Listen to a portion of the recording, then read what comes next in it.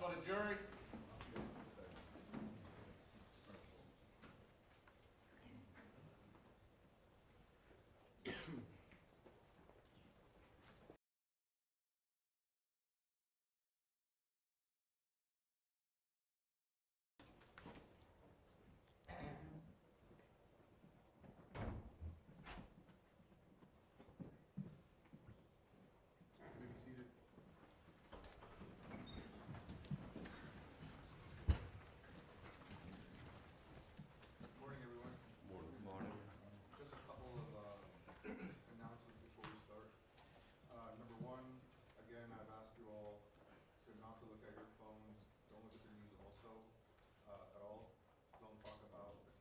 Spouse or friends, don't tweet about it.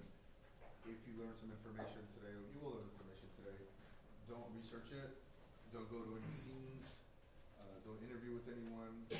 All the testimony or your everything that you're going to learn has to be from the stand, the evidence that's been admitted, the witnesses have been prevented, that have been testified, or will testify rather. I see there's a camera here. By agreement, they're not going to film you at all. So don't worry about that. We've done this before many times. We have a great relationship with the media outlets. They know what to film, what not to film, so I wouldn't be concerned at all. A couple other rules. So I run a full felony docket. So that means while on break, I'm going to be running my docket. So sometimes the breaks are going to last a little longer. It's because I'm taking care of business. I always worry about you guys waiting and thinking that we're just hanging out or something like that, or drinking coffee. I assure you we're not. We're working. I take regularly scheduled breaks, but if at any point y'all need to stop, just raise your hand. I'll do that and stop the parties. If you can't hear any of the parties, or you can't hear myself, let me know and I'll have everyone speak up.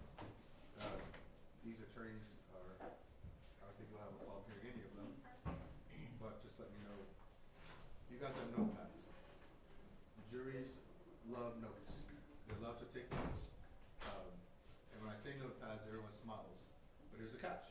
Number one, you can't take them back there with you. You can write all you want, but when y'all take breaks or start deliberations, they have to stay right there. And the reason is this, is because there's only one official transcript. That's Ms. Wiltshire. So imagine a scenario where someone says it's a blue car, the other person says it's a red car. And then y'all are in the back, and you're like, well, I said red and I wrote it down. I said blue and I wrote it down. Well, that doesn't really count because the official transcript comes from Ms. Wiltshire.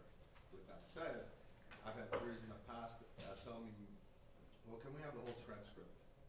Or can we have the transcript of officer whomever? That's not possible either. So what's going to happen is this, well, the scenario is this. There's an actual form that will give you, if there's an issue with respect to testimony, and that form is going to ask, who said, who was the witness on the stand? What is the issue that's controverted? Like, what is the discrepancy, or what are y'all arguing about? And it might say like what time or something like that. And it's going to help us find it. If we have it, we'll give it to y'all. If we don't, we're not going to give it to y'all.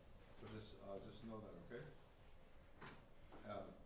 So assuming y'all reach during deliberations, sometimes a jury has questions about the case, and they want to ask me questions. I can't answer some of those questions because by me answering the question, it's almost like I'm putting, it could be perceived as I'm giving y'all an opinion as to how I feel about the case or how I feel about a certain piece of evidence. And you'll have to remember my job is not to take the position on the case. I just call the balls and strikes. I'm the referee like in a soccer match. So if I don't answer the question, I just can't answer the question. You might get a no response, or you might get please refer to the jury charge, because the law in the case that you all are going to be governed by is going to be in that jury charge. So please don't get offended if I can't answer your questions. With that said, let's swear in the jury, and then we're going to hear the indictment, and we'll go from there. Please stand and raise your right hand. Do you and each of you solemnly swear or affirm that in this cause now in trial, you will render a true verdict according to the law and evidence submitted to you, so help you God? I do. Thank you. You may be seated.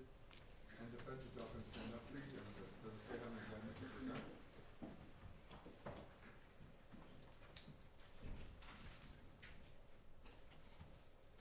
You may proceed. In the name and by the authority of the state of Texas, the duly organized grand jury of Harris County, Texas presents in the District Court of Harris County, Texas, and Harris County, Texas, Tony Earls, hereafter styled the defendant, heretofore on or about February 14th, 2022, did then and there unlawfully, recklessly cause the death of Arlene Alvarez by discharging a firearm in the direction of an occupied motor vehicle while making no effort to determine the identity of the occupants of the motor vehicle, and shooting Arlene Alvarez with a firearm, causing her death against the peace and dignity of the state of Texas. I declare Mr. Earls guilty or not guilty. You may be seated. State, you may proceed.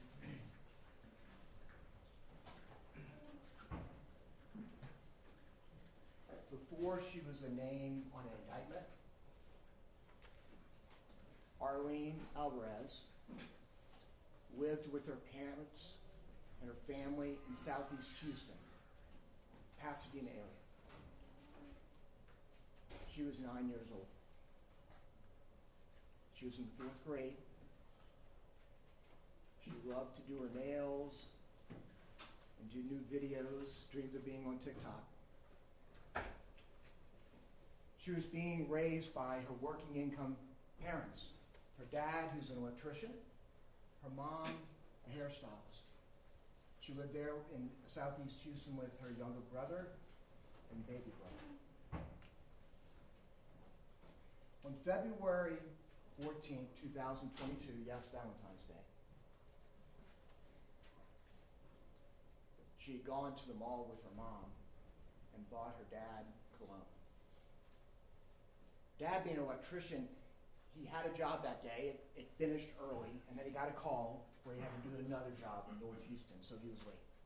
He didn't get home until around about 8:30, 9 o'clock at night, greeted at the door by Arlene with her cologne. Feeling horrible, says, let's go out to eat. So the family decides they're going to go to their family restaurant that they go to once a week. Pizza place down the block. So they load up in the car and they're going down, and then Armando realizes he has to deposit some money in his checking account because he gets an alarm on his phone that his phone bill is due. So on the way to the restaurant, they detoured to Chase.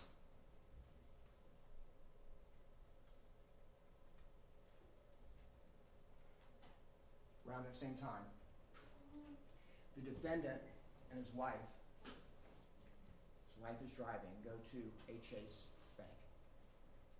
They are in a drive-thru, and as she is also depositing money, a horrible thing happens. The wife is approached on the driver's side between her and the ATM, and what appears to be a gun is placed in her face. Horrible, terrifying. She's being robbed, and he's in the passenger seat, the defendant. He says, give me all your stuff.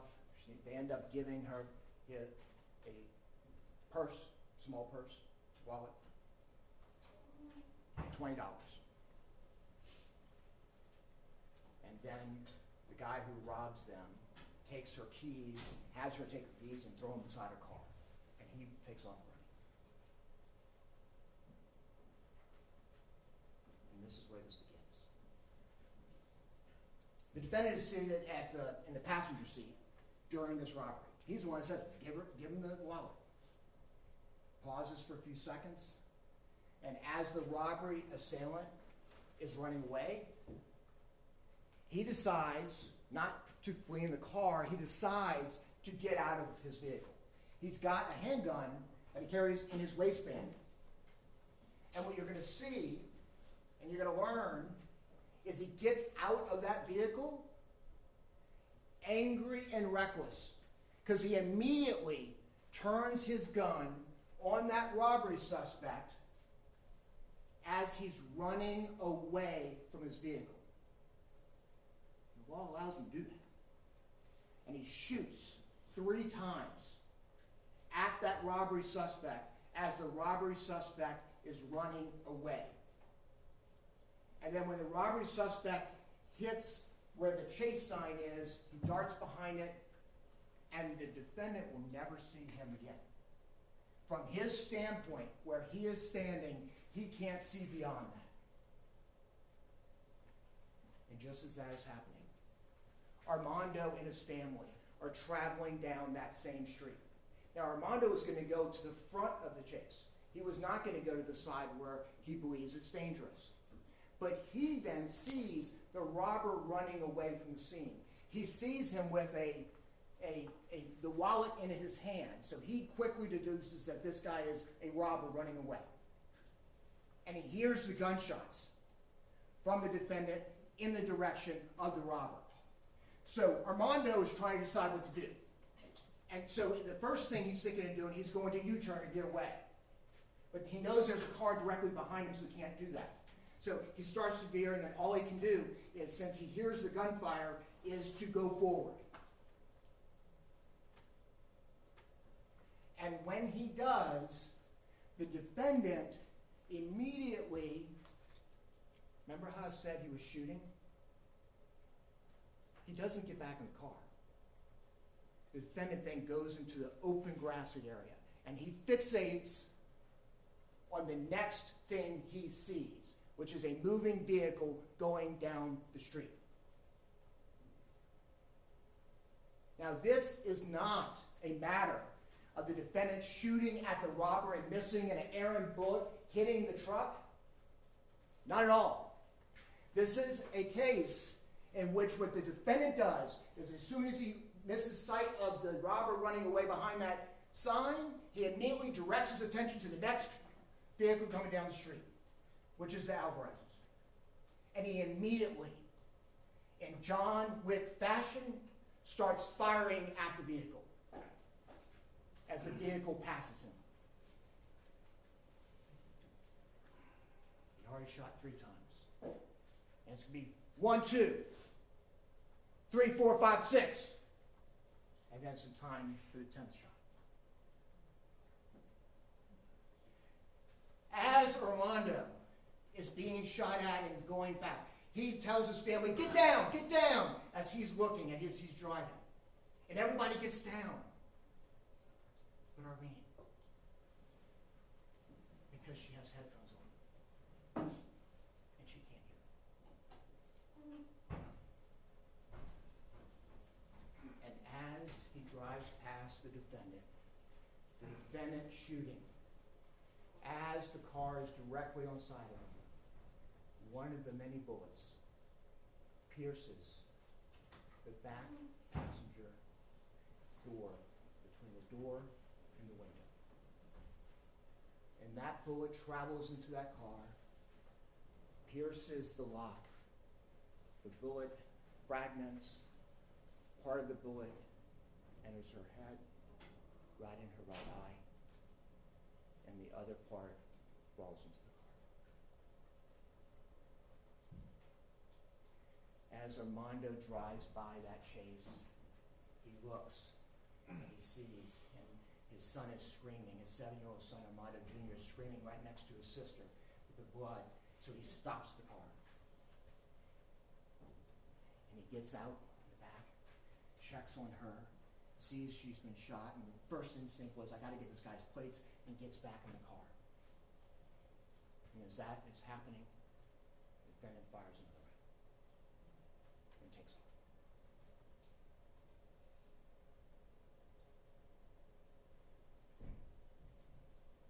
We can't bring you to the crime scene, but throughout this week, we're going to bring it to you.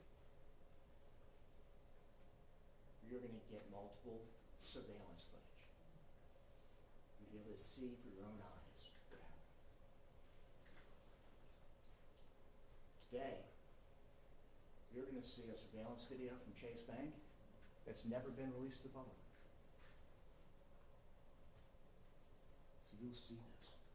And it's the only surveillance that you will get that is from the perspective of the defendant. what you will see is that horrible robbery going on. You'll see it through the front windshield as the assailant is next to his wife.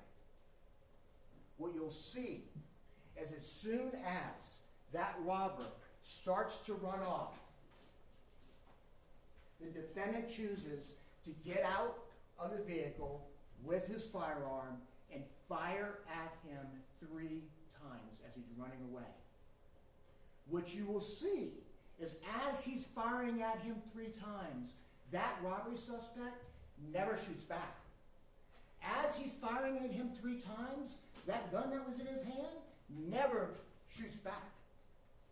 And what you'll see is then he gets behind that chase sign. And you'll see from that surveillance, the defendant then chooses not to get back in the vehicle quickly and speed off. That defendant chooses to then go to the grassy area of Chase. And you'll see immediately, you'll see Armando's headlights. You will see he immediately fixates on those headlights. And as that car is coming, his next shots go all the way as he's tracking him down. I want you to remember, write it on there. You'll get evidence of it. 3, 2, 4, 1. The 3 shots at the guy's back. Boom, boom, 2 at the truck. Another one, another one, another one, another one. As you'll see Armando going by. In his truck, you'll see from the chase video, blacked out windows. You can't see in. He fired recklessly into a truck he had no idea who was in there.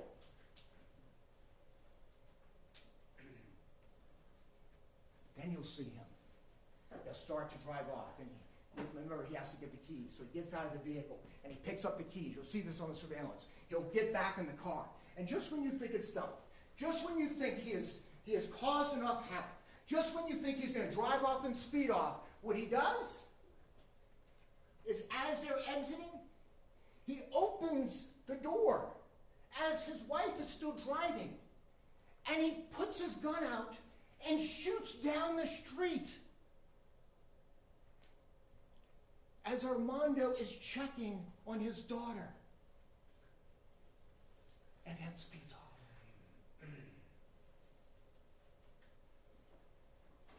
You'll see it with your own eyes.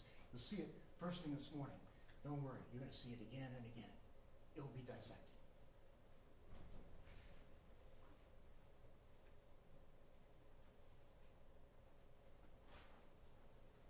We're actually, at some point in this trial, going to play you the defendant's 911, where as they're driving off, he and his wife call 911.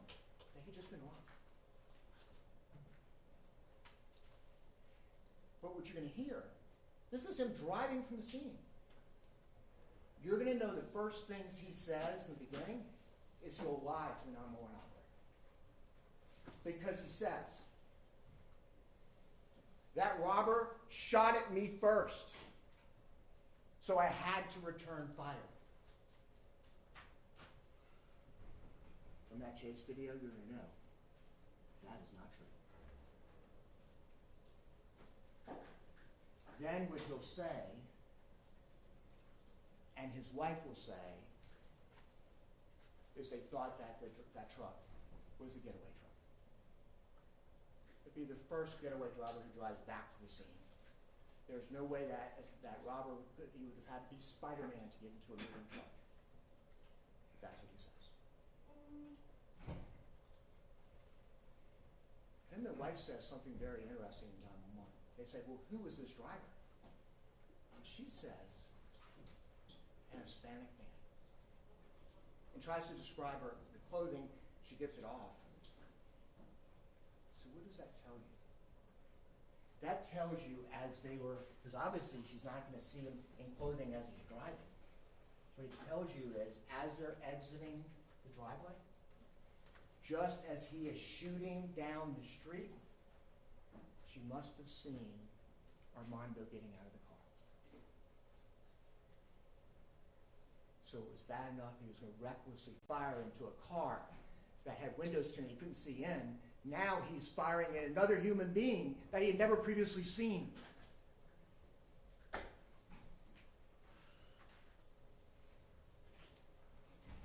We're actually going to bring the body cam from the first responding police officer who arrives on scene within minutes.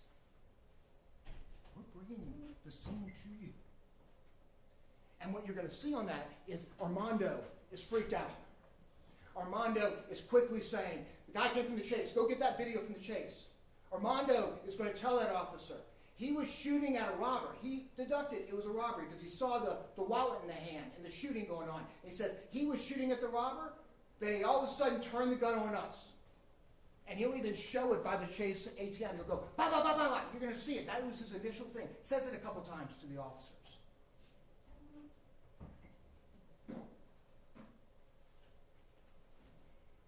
Now they're going to process the scene. They're going to recover some shell casings, not all, and you learn that that's not uncommon. Every shell casing does come back to the defendant's gun. They're also, because he responded 911, patrol officers went to the defendant's home. He cooperated. He gave over his gun. Now, what's going to be interesting to you, and one never had an answer for, is the magazine that he says was in it isn't going to add up. It's a 12 capacity magazine. There's 6 bullets in it.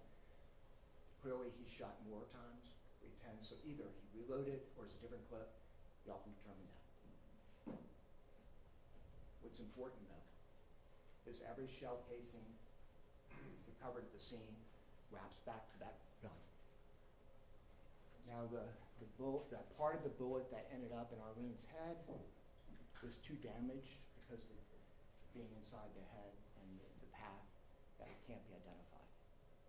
However, the bullet fragment that is part of that bullet that was found in the vehicle, that is the same from his gun. But again, this isn't a case of who done it. This isn't a case where officers have to investigate, talk to people to find things. This is a case of which you can determine it from watching it and seeing it. And y'all are going to get to see it firsthand. Because we're also going to show you other surveillance from across the street, and just down the street, and all the way down the street. But as you're watching these surveillances and described to you, keep in mind the defendant would not have had that perspective. It helps you understand everything because it's across the street and down the street. But the defendant from the scene, from the chase sign, from the trees, would not have been able to see what I'm about to tell you. In the surveillance camera across the street, you will see Armando as he turns a little bit to the right because he's going to make that U-turn. And you know he wasn't going to go into the driveway because he would have crashed because you can't do that fast. So you'll see that.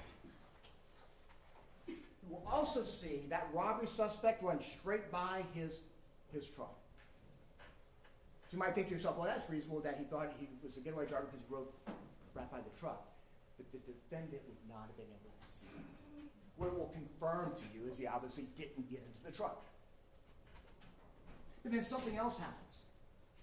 What you will also see from that video and the video just down the next business right after the chase is you will see that robbery assailant doing this.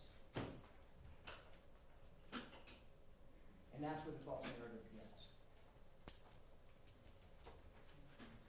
Because it will look like he's shooting. Now keep in mind, the defendant, from where that assailant was at that moment, and from where the defendant was at that moment, he would not have been able to see this. But you will also notice there's not a muzzle flash that comes from the end of that barrel. It was more of a do this, because all the assailant's hearing is gunfire. What he's hearing is gunfire from this defendant into a truck. But what you'll see is then he continues running. And as he gets to the end of the parking lot, he'll do it again. You will see him lift his arm up like this. Again, probably response to hearing gunfire. But you will not see muzzle flash. Unlike on that same video, you're going to see muzzle flash from the defendant's gun. Unlike on the chase video, you're going to see muzzle flash from the defendant's gun. But then there's more. Because as that robbery suspect is running down the street, he decides to take a left, and there is a gate, an iron gate, that he chooses to jump over. But before he jumps over it, he drops the gun and drops the purse, the wallet. And you'll see, as he's doing that, you know that car that was behind Armando, the reason why he couldn't do the U-turn? That guy's trying to get out of there, and he sees it, and then he does it again. He does his arm up again. Again, no muscle flash. And he picks up the wallet and the gun in the same hand as he jumps the fence.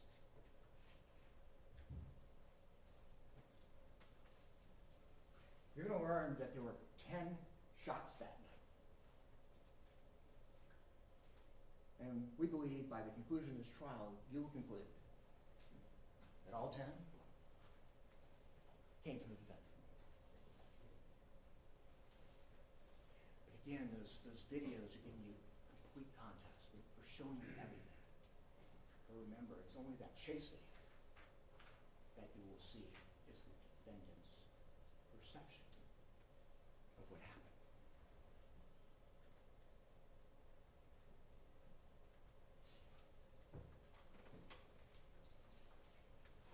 During this trial, we will dissect these videos. You will be a unique jury. You don't have to rely on what people tell you, because sometimes people get it wrong. As time goes on, you remember things differently. What's important is what happened right at that moment. You'll be able to see with your own eyes. You will hear from a firearms reconstructionist, and that will be beneficial because you will know that based on the hole in the car, based on where it is and the size of it and the way it looks and the way it's dissected, that this was definitely a straight-on fire. It's not a matter of shooting this way and the errant bullet hitting the car. This was as the car is passing, as he's in front of it, 36 feet away. The bullet that pierced that truck and killed Arlene. It's from the defendant. Not as he shot at a robber, but as he shot at a vehicle that he couldn't see into because he thought somebody else had gotten into it. Killing an innocent third party.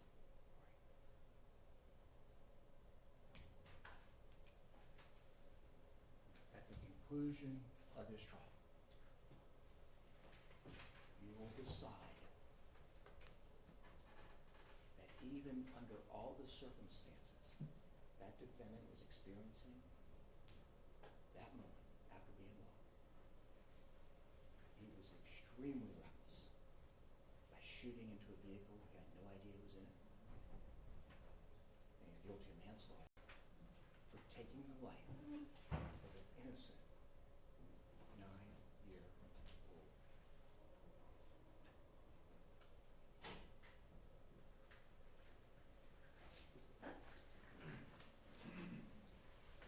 You may proceed. Please keep your voices up as well. I've been told that we're having difficulty hearing you all.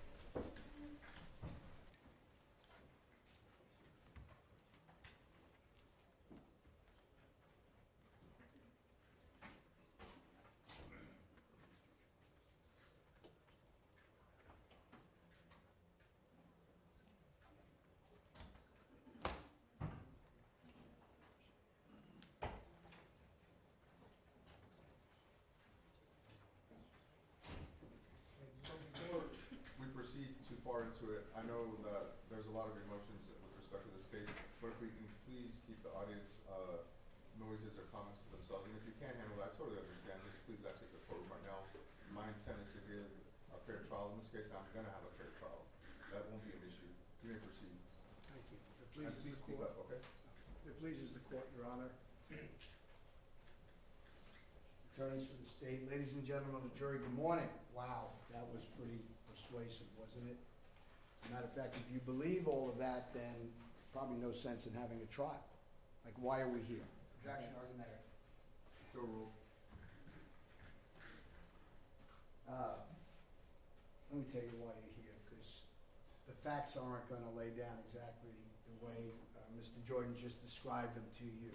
They're certainly gonna put on evidence to try and convince you that Tony was in fact reckless that night in shooting at the truck. But the evidence that Anna and Ed and myself are gonna put on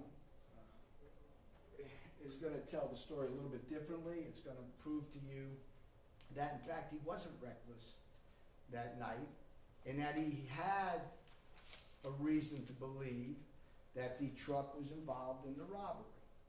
And he made several points which I'll address, but there are certain things about the evidence that we both sides agree on, okay? And, excuse me, but as I get older, I need more and more notes so I can remember where I'm at.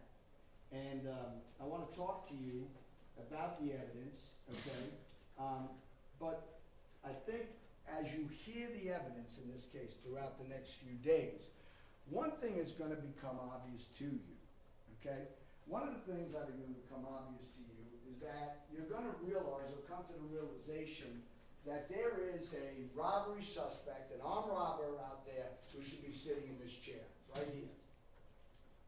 That person is in fact the individual that they should be prosecuting for this tragic event. And make no mistake about it, guys, this is tragic. Nobody wants to lose a child. And let me prepare you, you are going to hear some gut-wrenching testimony. And you're going to see some video that is really moving, okay, in that respect, okay? I want to prepare you because the evidence is going to be presented, and it is what it is, okay? One thing that we agree on is back on Valentine's Day, February 14th of 2022, 3 years ago, and he talked about a video. They have a lot of videos, okay? We've seen them, they've seen them, and hopefully you're going to see them all, because they'll help you really determine for yourself what happened, because regardless of what they say or we say, that's not the evidence in the case, okay? We might both have our interpretation of the evidence, but at the end of the day, the 12 of you make the decision. That's really why you're here. But we do agree that this occurred on Valentine's Day back in 2022, no question about it. And when you watch the video that they're going to introduce that is shot from the Chinese restaurant across the street, the back of it, here's what you'll see that night.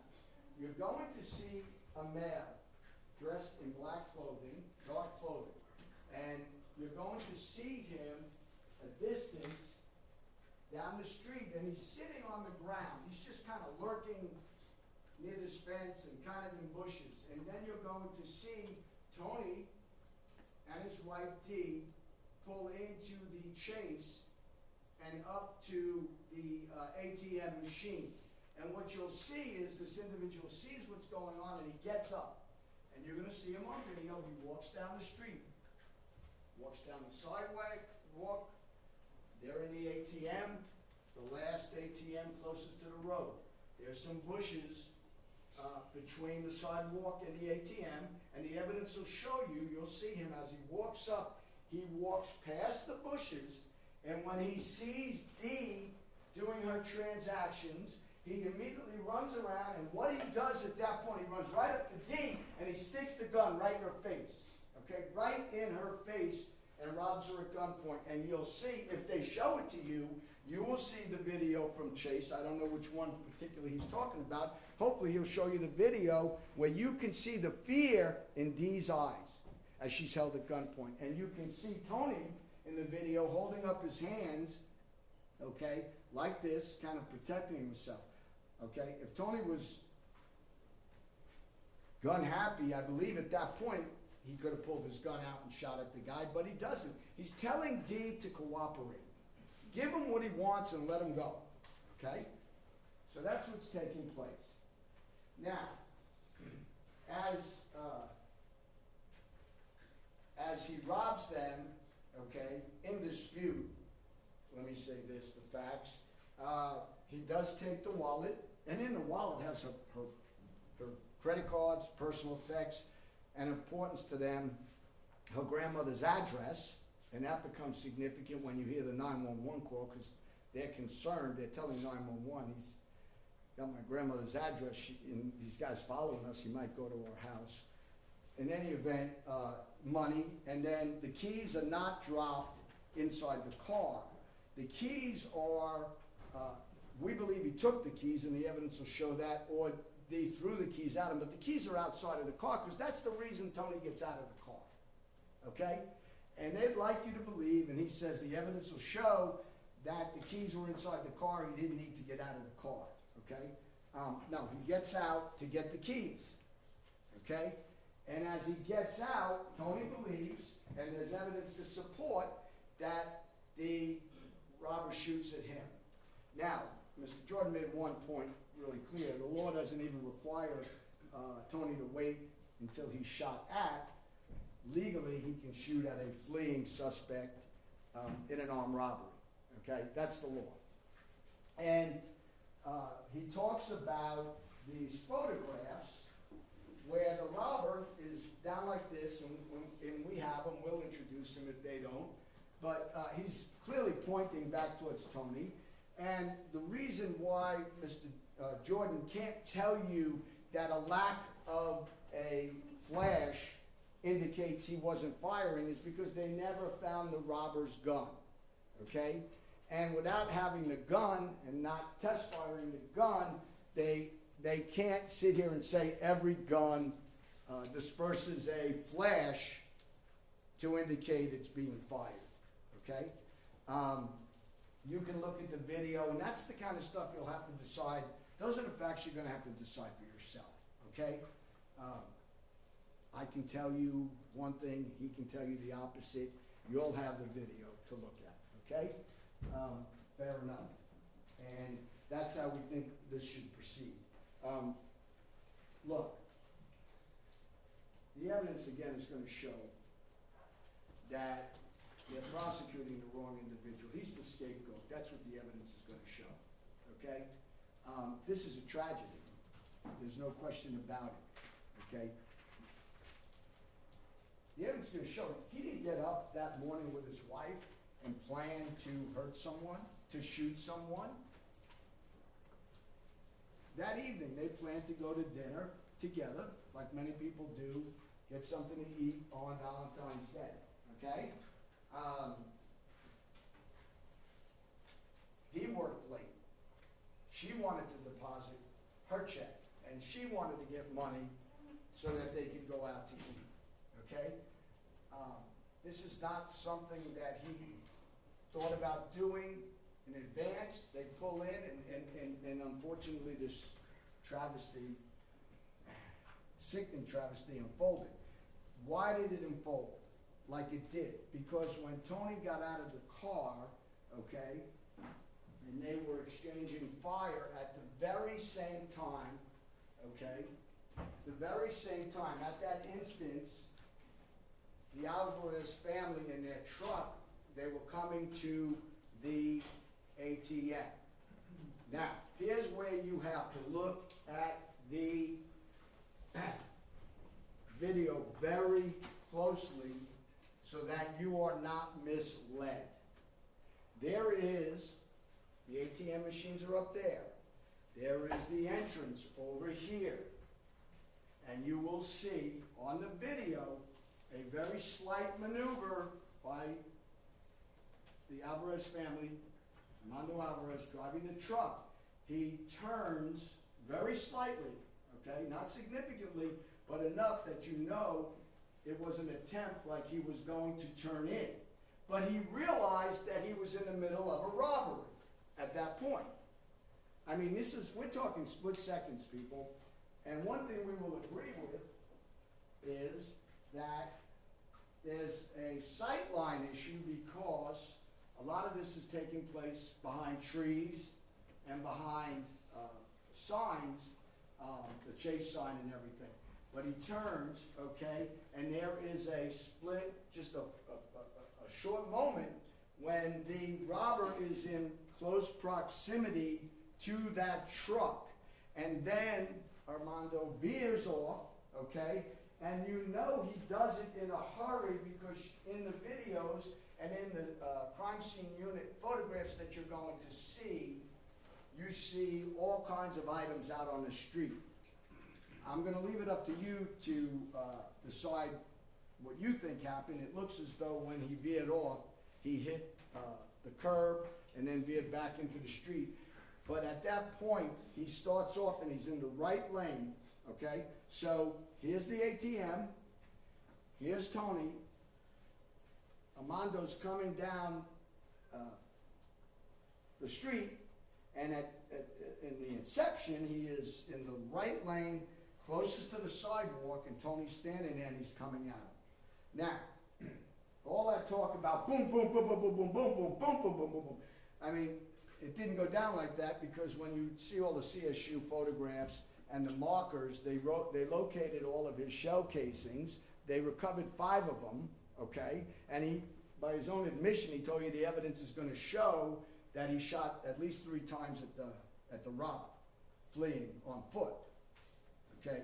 So it didn't quite go down that way. So here's what you need to do. You need to look at the evidence. When CSU goes out there, there's an individual who shows up, and he's going to testify about how they put down the placards, they looked for the evidence, okay? And unfortunately, because it was so chaotic out there, and because no one really knew if they were investigating a robbery at first, or a shooting, or both, they focused the area of the investigation right around the ATM. They never really went out further towards where the robber ran. They never looked down the street, past the side of the bank, because at that point, Tony's standing on the grass near the sidewalk, and the building is a little bit more behind him, and they never really travel down there and basically, take a metal detector, take other stuff. So they're going to argue to you that, oh, we didn't find anything that indicates that the robber shot at Tony. Well, yeah, they didn't, because they did such a half-baked job out there that they didn't do a full investigation, okay? They didn't take a metal detector and look for any objects beyond what they saw, the immediate eye, because it was real easy. Hey, we have a truck over here. We have a bullet hole in that truck. We have some shell casings here. Boom, we're done. We figured this out. Let's pack up and go. Okay? Real simple. Okay? That's what they did. So,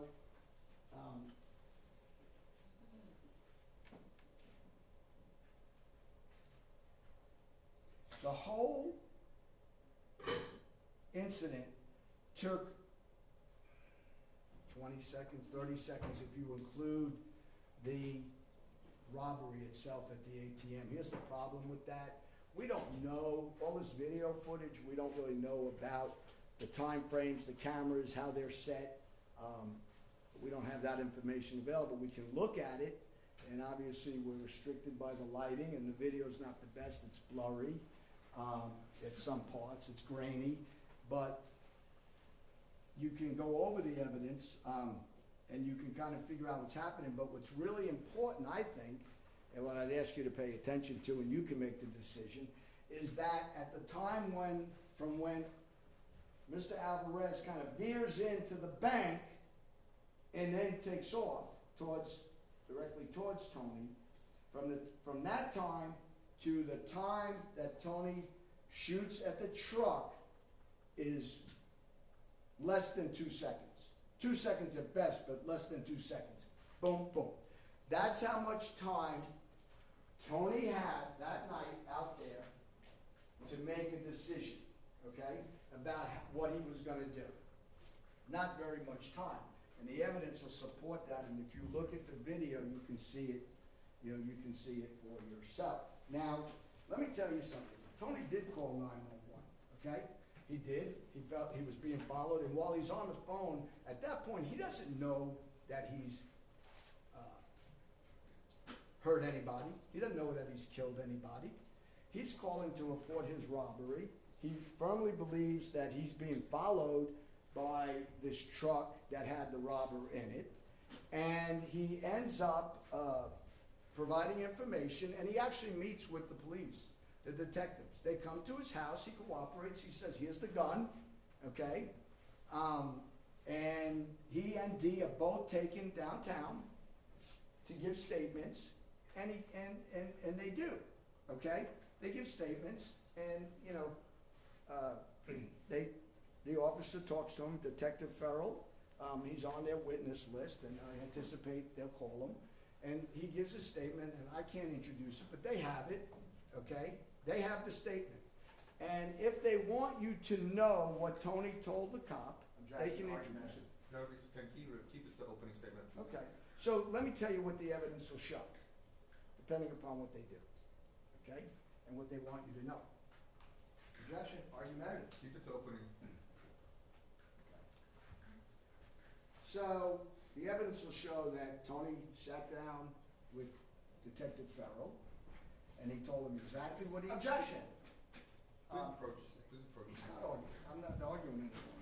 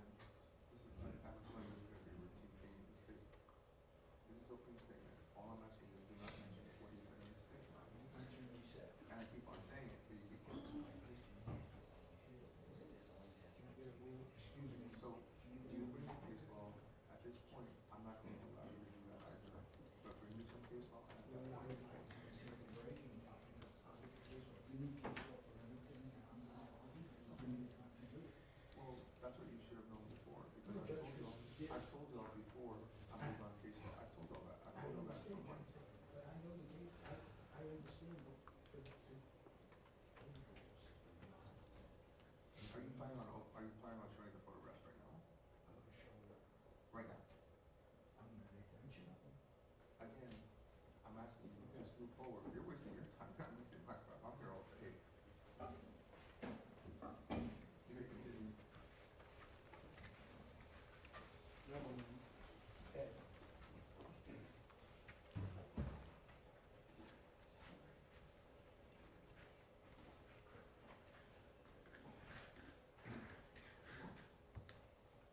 If I can pick up where I left off. Please.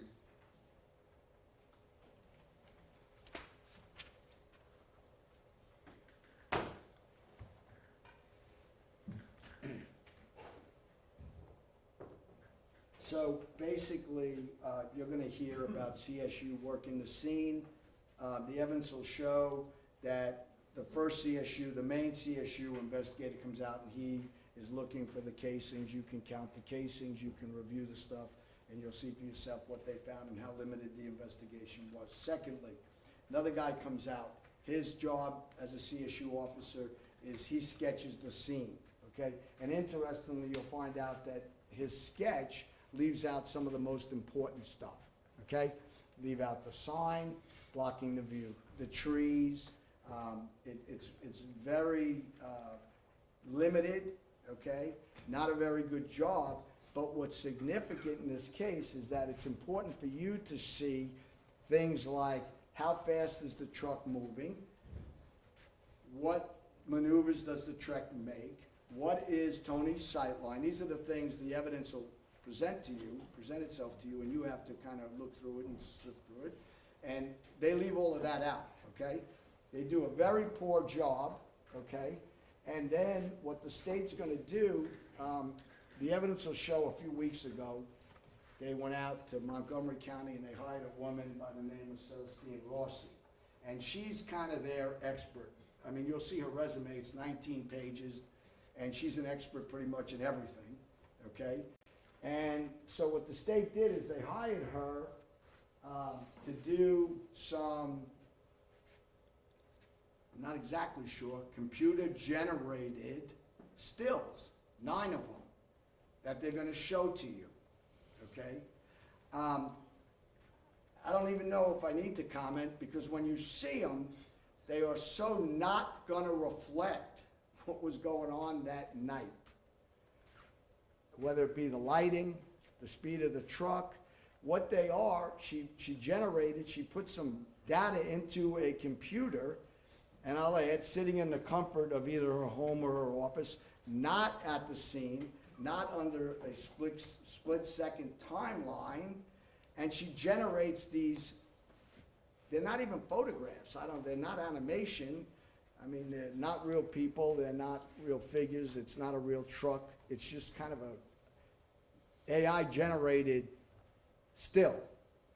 And she's gonna show it to you with this figure pointing directly at this truck, okay, shooting into it. And that's supposed to be persuasive. That's supposed to persuade you that he was, excuse me? Keep it the opening, please. Keep it the opening, continue. Well, you know, it's interesting. Look at the video, look at the lighting that night, look at everything we've asked you to consider, because the real evidence is on video, okay? It's not computer generated. They went out there and they got the videos, okay? And there's multiple videos. There's a video that is at the ATM facing D while she's being robbed. There's a video that's up on the ceiling, kind of near the roof, but it's up ceiling over the top of the outside of the bank facing down. There's a video across the street that's facing that you can see the truck come and so there's different angles, and I implore you to watch it all, because that's the best way to see what actually happened out there. So when Ms. Rossi takes the stand and she presents these computer-generated images, then it's up to you to evaluate their accuracy. And it's up to you to compare the real evidence that's available for you to see. The whole picture, the whole story. Not just their isolated takes on how this went down. That's all we ask. Give it a complete and thorough evaluation of all the evidence, okay? Of all the evidence. Before you render a verdict in the case. Keep in mind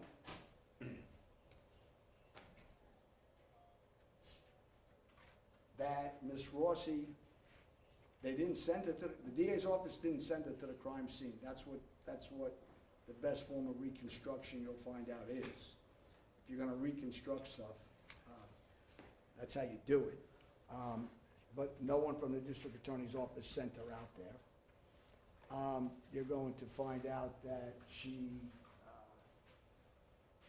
put data into a computer and got pictures out. And she's gonna talk about all of the efforts that they made to capture the correct measurements of everything. But think about this, the CSU people are gonna tell you that their measurements, and they're out there, are approximate, okay? And you're gonna learn that for an accurate reconstruction to take place, you have to have accurate measurements. It starts there. And there's even more issues that arise when you are trying to reconstruct the shooting of a moving vehicle. So the evidence is going to show that there was some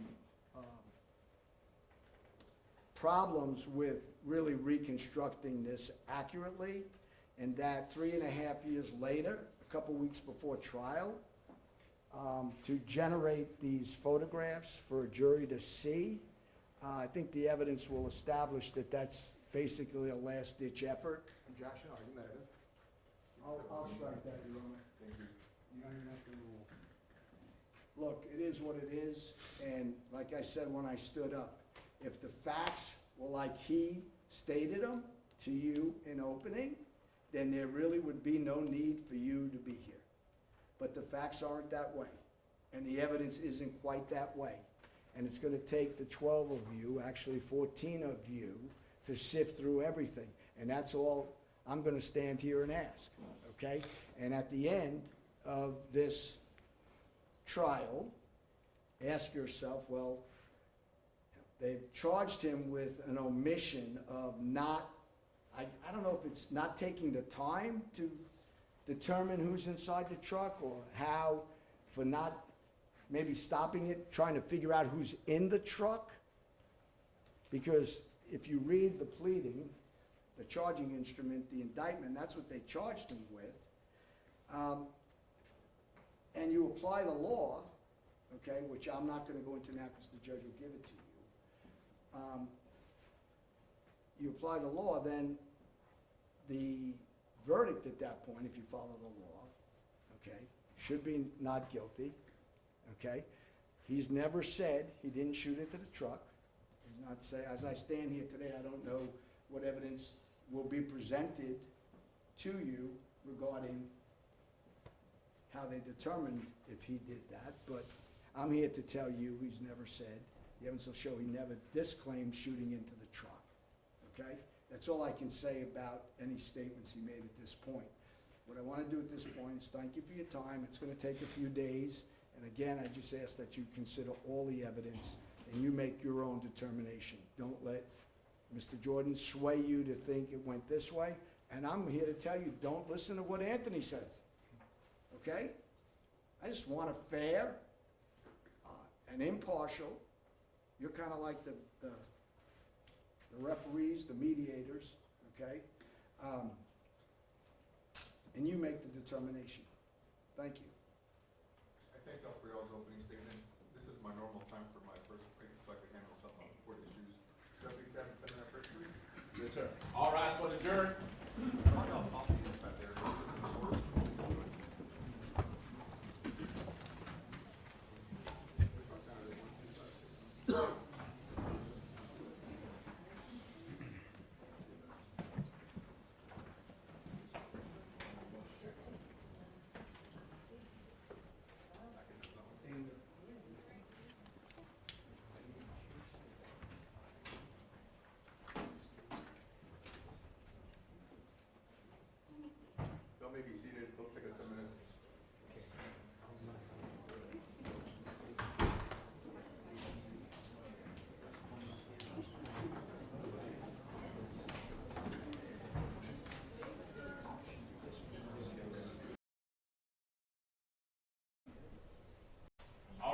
adjourned.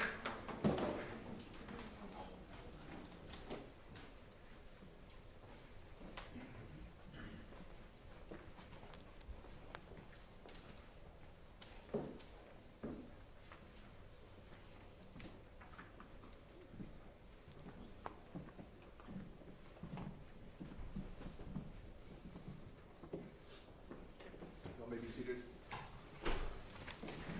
State of Texas, my first witness. At this time, Your Honor, the state of Texas would offer State's Exhibit Number 1, the Chase Bank surveillance video, along with the business record affidavit that's been on file with the clerk's office for greater than 14 days. There's several Chase, which one is this? Huh? No objection. With no objection made, Exhibit number 1, the Chase Bank surveillance will be admitted to evidence. You may publish it.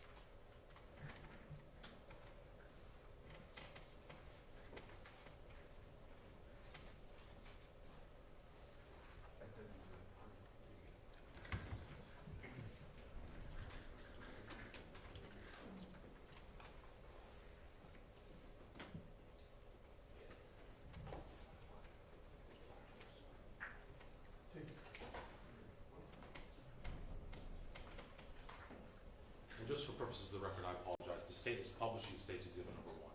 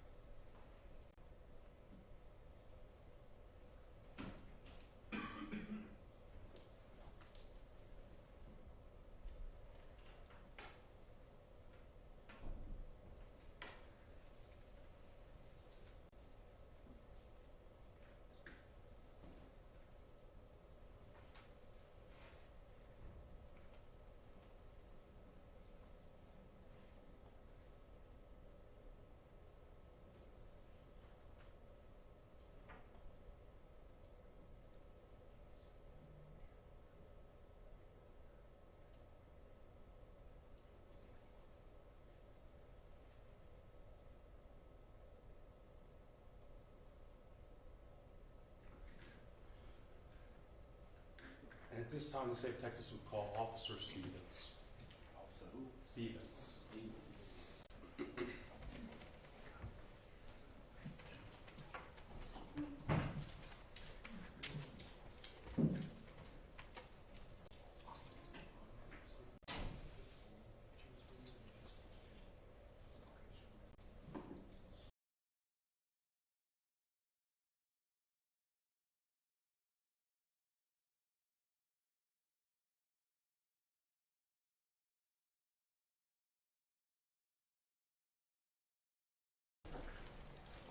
This witness hasn't been sworn in? Good morning, can you raise your right hand? Do you swear to tell the truth, the whole truth, and nothing but the truth, so help you God? Is it if? I thank you. You step up there, this mic. You need to? Yes, sir. Good morning. Good morning. If you do me a favor, when you sit down, sir, take a seat, let it chair up a little bit. There's some water there if you need anything. Please let me know if you need anything else. All right, thank you. You may proceed, state. Thank you, Your Honor. Can you please introduce yourself to the jury? My name is Officer Christopher Stevens, work in Houston Police Southeast Patrol. Officer Stevens, we're going to get into some of the certifications that you have to have to be a peace officer. Tell us a little bit about yourself, though. What did you do before becoming a police officer? I've done multiple different jobs. Before I became a police officer, I was in oil and gas sales. Why'd you leave oil and gas and become a police officer? Always wanted to kind of be a police officer, help out the community, you know, do that kind of stuff like that. Always interested me. When did you become a peace officer? I started the academy in 2018, and I became a sworn police officer March 7th, 2019. Tell us about some of the courses and trainings you have to become a peace officer.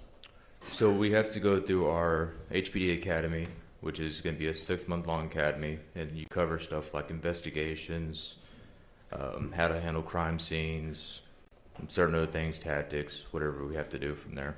Then after that, we go through our field training, which is going to be 6 weeks long. And during that field training period, what are you doing? You're getting actual hands-on experience being a police officer with an experienced seasoned officer. So you're actually running calls, learning how to do things, how to process crime scenes, and so forth. And as a certified peace officer, what position do you currently hold? I'm a peace officer at Southeast. On patrol? On patrol, yes, sir. So as a patrol officer, talk to us about some of your day-to-day duties. Day-to-day duties, I kind of bounce all over. I go to different calls such as assaults, murders, thefts, missing juveniles, missing persons, whatever the community needs me to do. When we're talking about a call for service, or responding to a call, what do you mean by that? So when somebody needs assistance, they call 911. The call taker at our HEC center gets the basic information that they can at the time, and then dispatch us out to it. And is every call for service that you respond to the same type of call? No. You talked about the different kinds of call for service that you respond to. Are they categorized at all?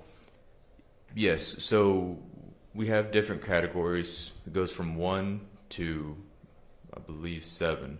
1's going to be the highest priority call. That means it's going to be a person is in danger, or they might be in imminent bodily harm or death. So that's going to be the highest priority call. Code 2s are going to be assault that are occurring or just happening. And then code 3 is going to be report calls and so forth. It goes down from there. So when you're responding to a scene, I guess the information you have is what dispatch has collected? It is what the call taker collects, and they pass that on to dispatch, and then they pass it on to us. So what's going on through your mind, let's say for a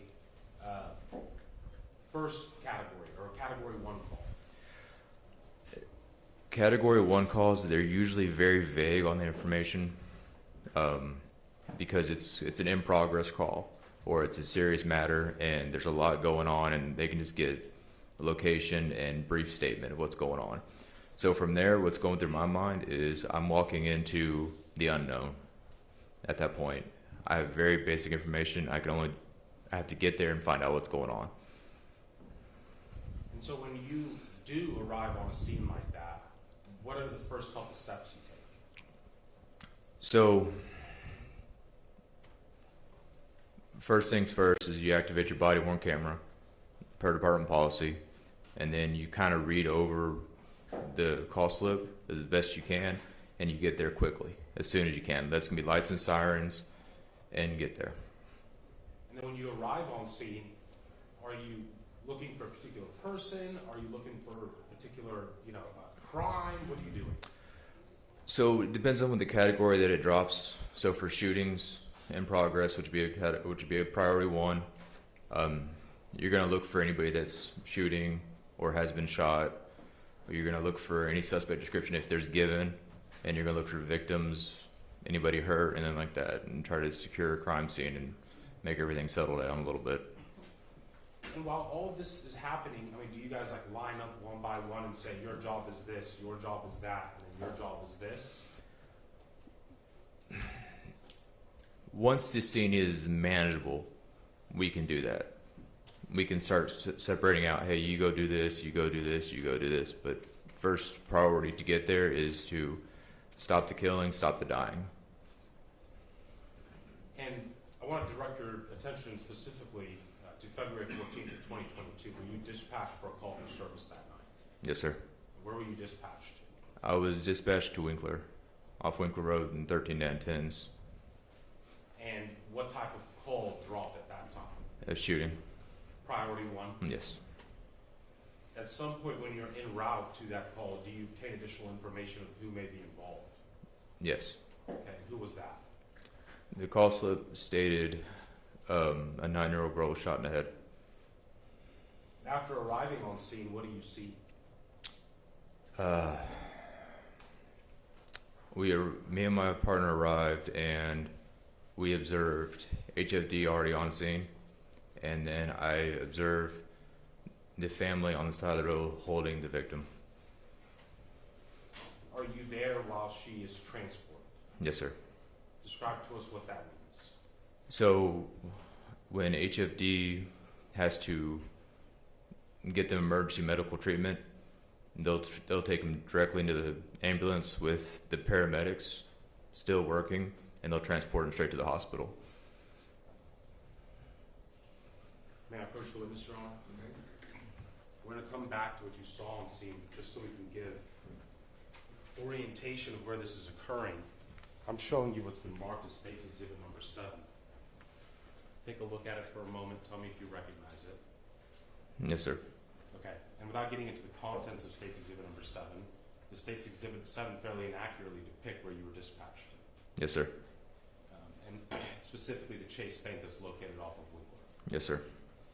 At this time, Your Honor, the State would tender to opposing counsel State's Exhibit number 7 and offer it into evidence. No objection. With no objection, based state 7 will be admitted to evidence and make published, sir. Thank you, Your Honor.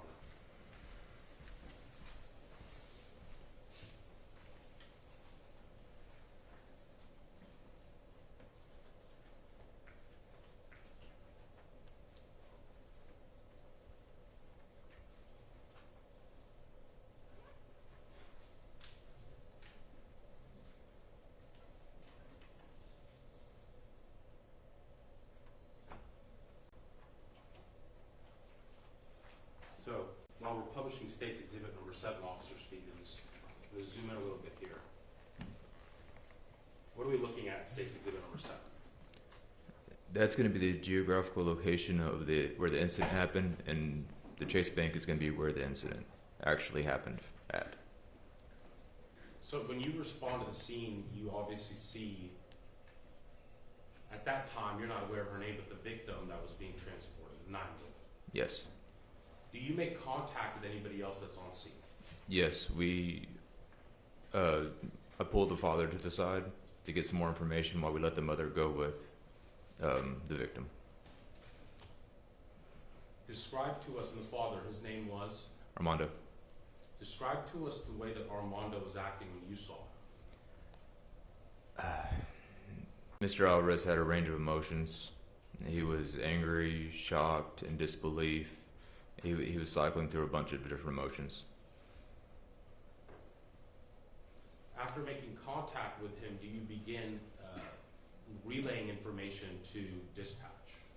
Yes. I'm gathering information from him. He's kind of telling me what's going on, what he saw. I'm relaying to other units into dispatch. Be on the lookout for a vehicle. Shooter had left the area, and from there we have units going around, last known direction, trying to find, see if there's anyone running or anything suspicious or anything like that. And then from there we set up the crime scene. When you were on scene that day, did you have your body-worn camera activated? Yes, sir. And when you were on scene that day, did your body-worn camera capture what information you were receiving? Yes, sir. May I approach the witness, Your Honor? You may, sir.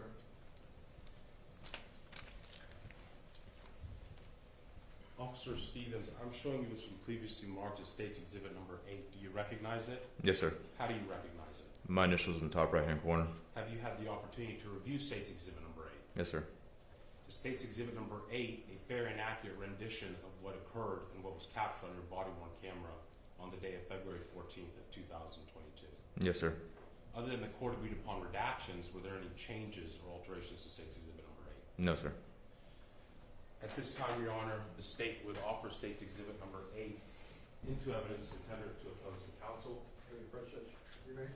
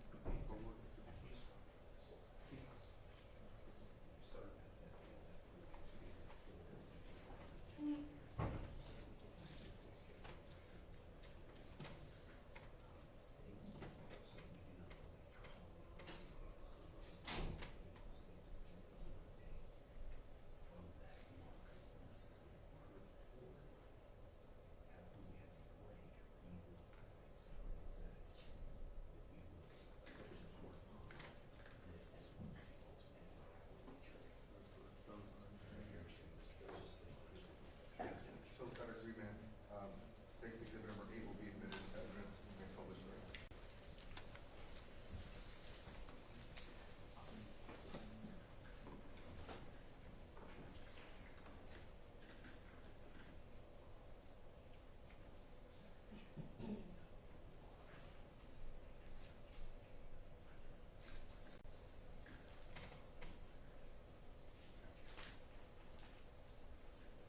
And at this time, Your Honor, the State would offer State's Exhibit number 6, the 911 call that has been on file, tendered to opposing counsel with a business records affidavit for greater than 14 days.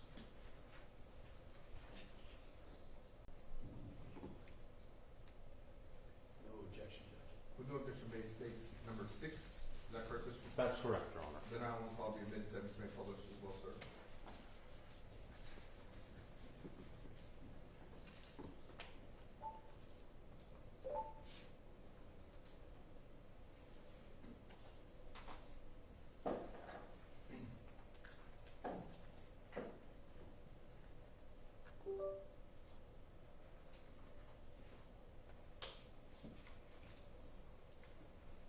Monday,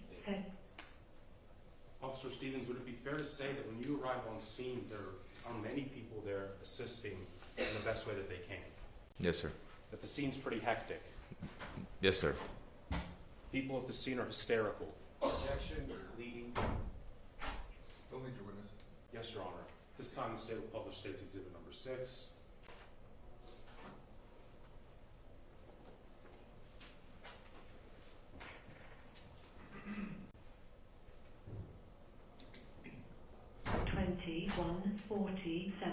Monday, February 14, 2022, 21:47 and 54 seconds.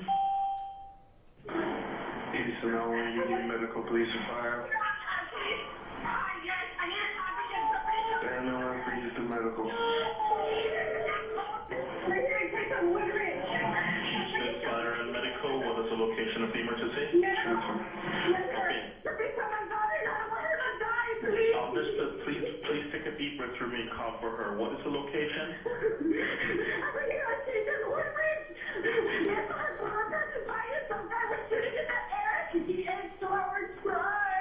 Okay, I'm sorry. You said Woodridge and...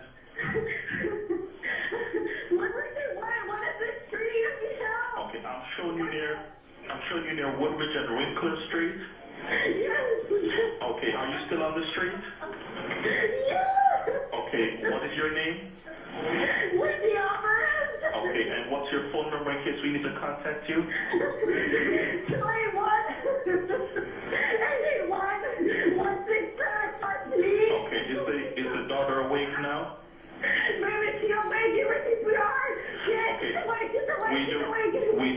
We do have multiple calls for service at the location, and units are being dispatched. E1, I'm on the line speaking to you. Okay, Wendy, please take a deep breath. The units are being dispatched. E1, I'm on the line with you. Okay. Hello? Yes. I've been trying to explain to her that the units are being dispatched. E1, I'm on the line speaking to her. I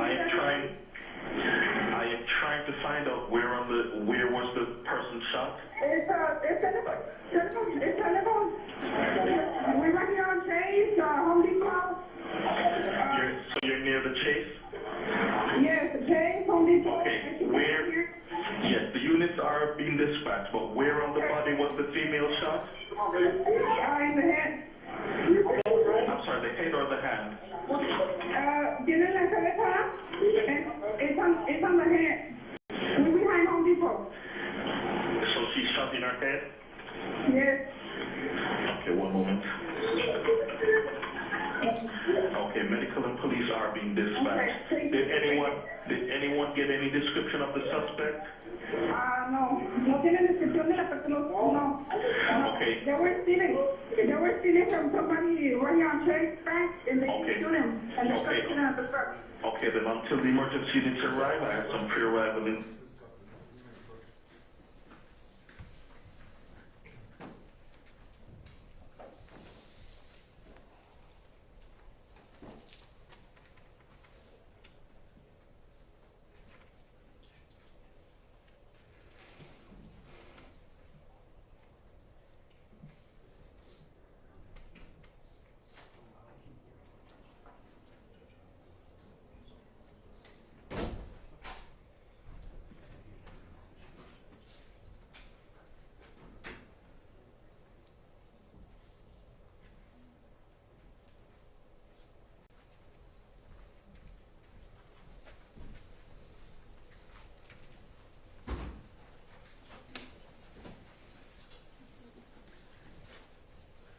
So is that some of the information that you had when you were arriving on scene, Officer Stevens? Yes, sir.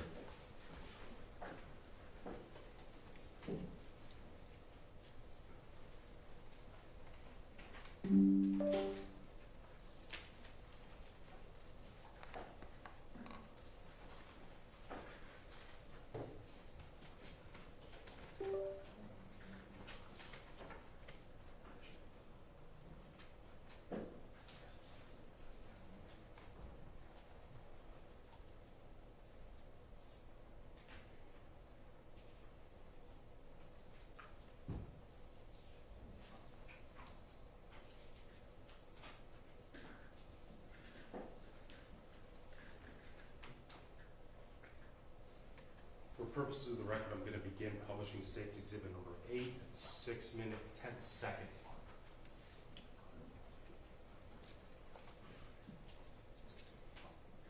And just for the audience, this is a body cam if I'm not mistaken, and if there's, I understand that people do get emotional in this case, but if you can't handle their emotions, I have to have a fair trial.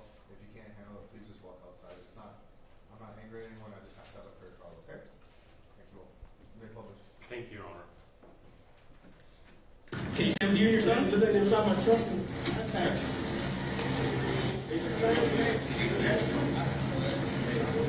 Well, they were just trying to lie.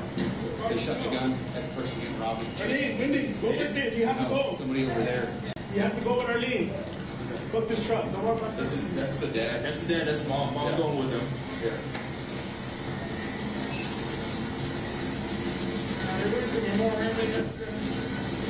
Hey, ambulance 4 is going to more harm than 9-year-old. Hey, hey.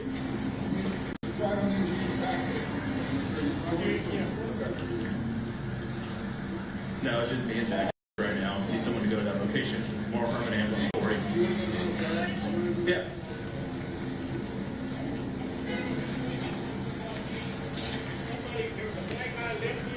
And I guess he robbed the guy in the car, and it just randomly started shooting. I was going that way. I just went this way, and I turned around. I was going that way. Stop.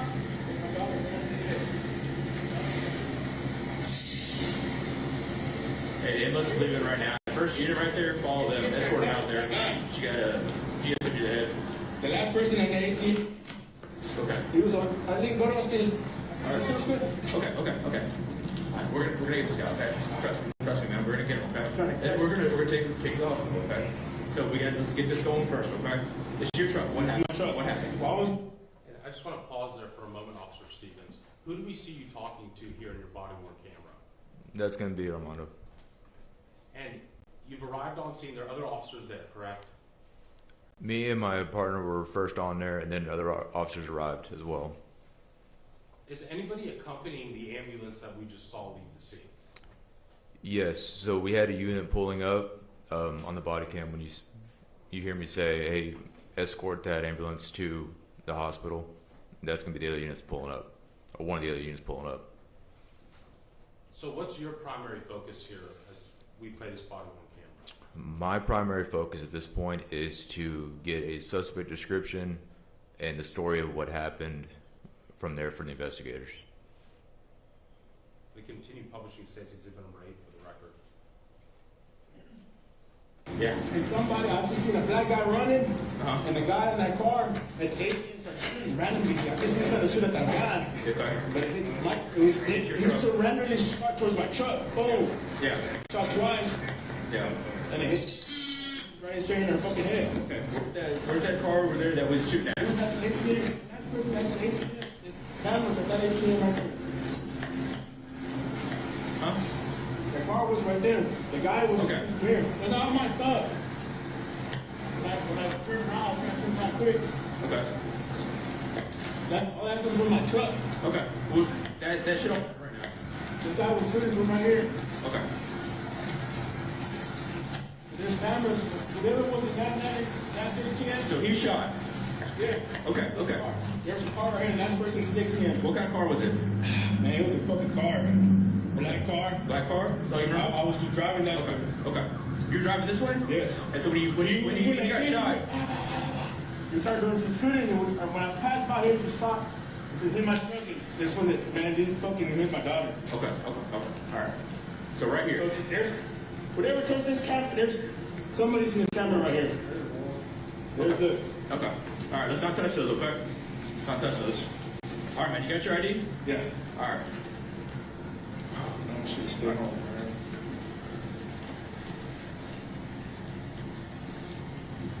Yeah. Let's go. So at this point, Officer Stevens, in your body-worn camera, the information that you know about the scene is what's been communicated to you? Yes, sir.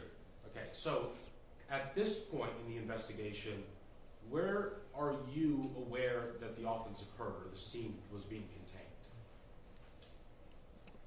Right there at the Chase Bank and then on Winkler Drive.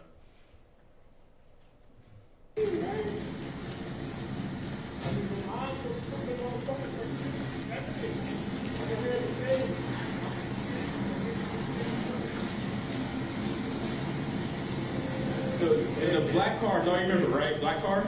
Yes, I don't remember black car. What?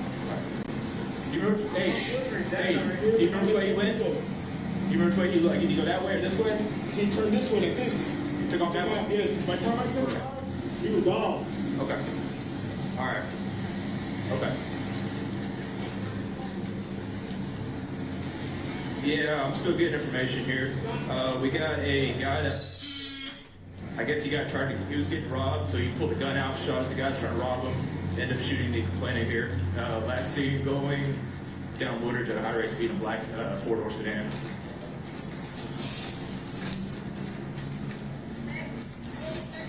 It was a black car. You touched your car and it just I just need one more unit out here. We got some shell casings over at the bank. We can probably get a good idea on this guy. You saw that 3 or 4 times. I don't know why. Dude, boom, boom, boom, boom, boom. You thought I was with the guy that got him robbed him. Yeah.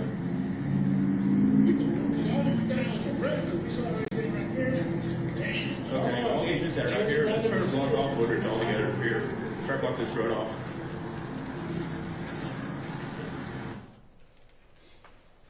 So at this point, after you've obtained information from Armando, what's the next steps you guys take at the scene? So we're going to put out all the relevant information out to other officers, so they can be in the area and look around for any suspect, vehicle description, something like that. But at this point, our main thing is to secure the crime scene for investigators and crime scene unit to get out there. So we're going to put Armando, have him secured, and then make sure no one tampers with any evidence or anything like that. Okay, you mentioned something there. Let's go back to it. You said you secure Armando, you make sure he's secured. Mm-hmm. What exactly do you do with Armando? So with that, what we do is we make sure he doesn't talk to anybody, and we put him in the back of a marked patrol vehicle. Why are you concerned with whether or not he's able to talk to people at that time? As you can see, there's other people on scene. They were just witnesses. They were bystanders, and we don't need them feeding any information or wrong information or anything like that. We need what he sees. So we're trying to keep it to what he knows. And then when you're on scene, you're getting all this information, you're securing the crime scene, who are you contacting? So there's multiple phone calls that have to be made. Our sergeant makes the scene. He starts calling the command center and all of them. I'm going to be contacting the Major Assaults and Homicide Division. At this point, we were still informed that she was still alive, so we called Major Assaults, and they started making their way out there. And then when we found out later, we had to call the Homicide Division.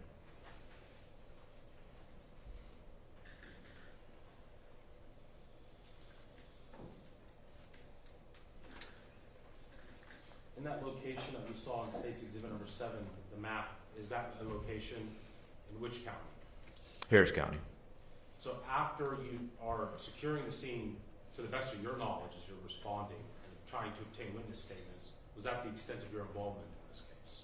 Yes, sir. Pass the witness, Your Honor. Thank you, Judge. Officer, this went out as a Code 1 call, right? Yes, sir, I believe so. And the information that you got originally, well, I guess let me back up. Your duty is in, at least at this point, in 2022, was as a patrolman, correct? Yes, sir. And would you agree with me, I think there's a lot you and I are actually going to agree on in this question. Would you agree with me that the patrol is the first kind of line of defense that police can offer, right? Yes, sir.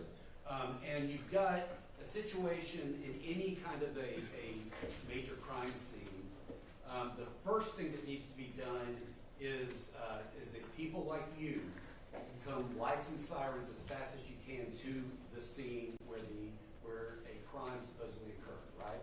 Yes, sir. And what you've got a lot that's on your plate when you get there, fair? Fair.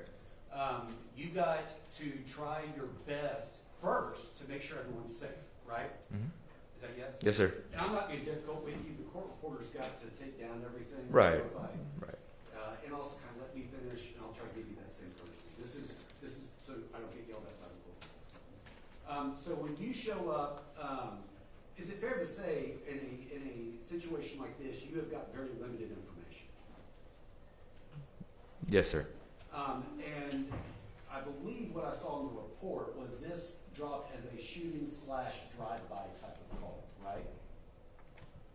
Yes, sir. And with that, all you know is there's someone says something violent has happened, but you don't know exactly when you're going there who did what, who allegedly did what, who saw what. Fair? Yes, sir. Okay. And now the prosecutor talked about the 911 call. He played part of that.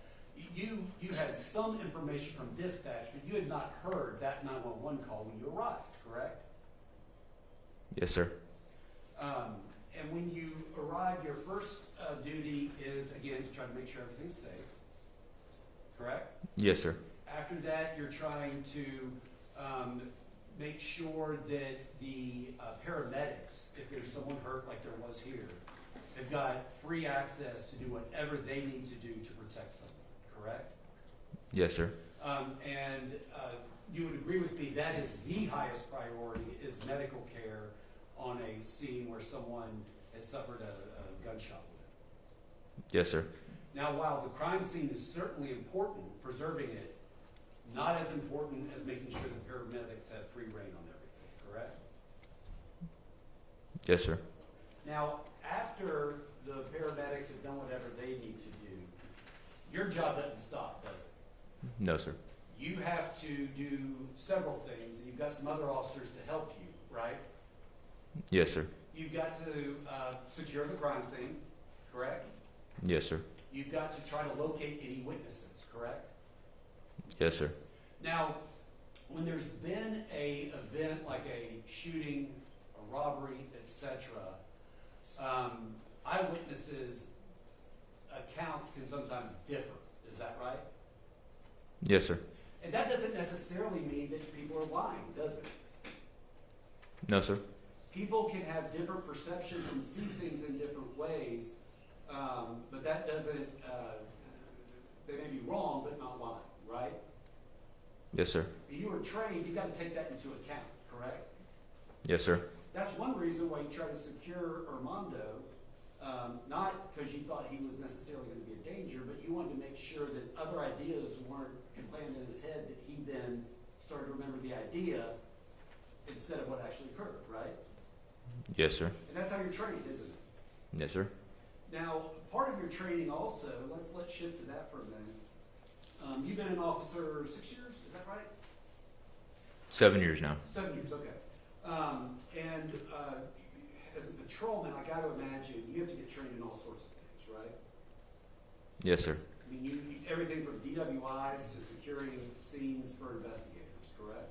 Yes, sir. Now, when you have a scene where there's a shooting, the Houston Police Department will throw more resources at it than if there's just a simple fistfight assault, correct?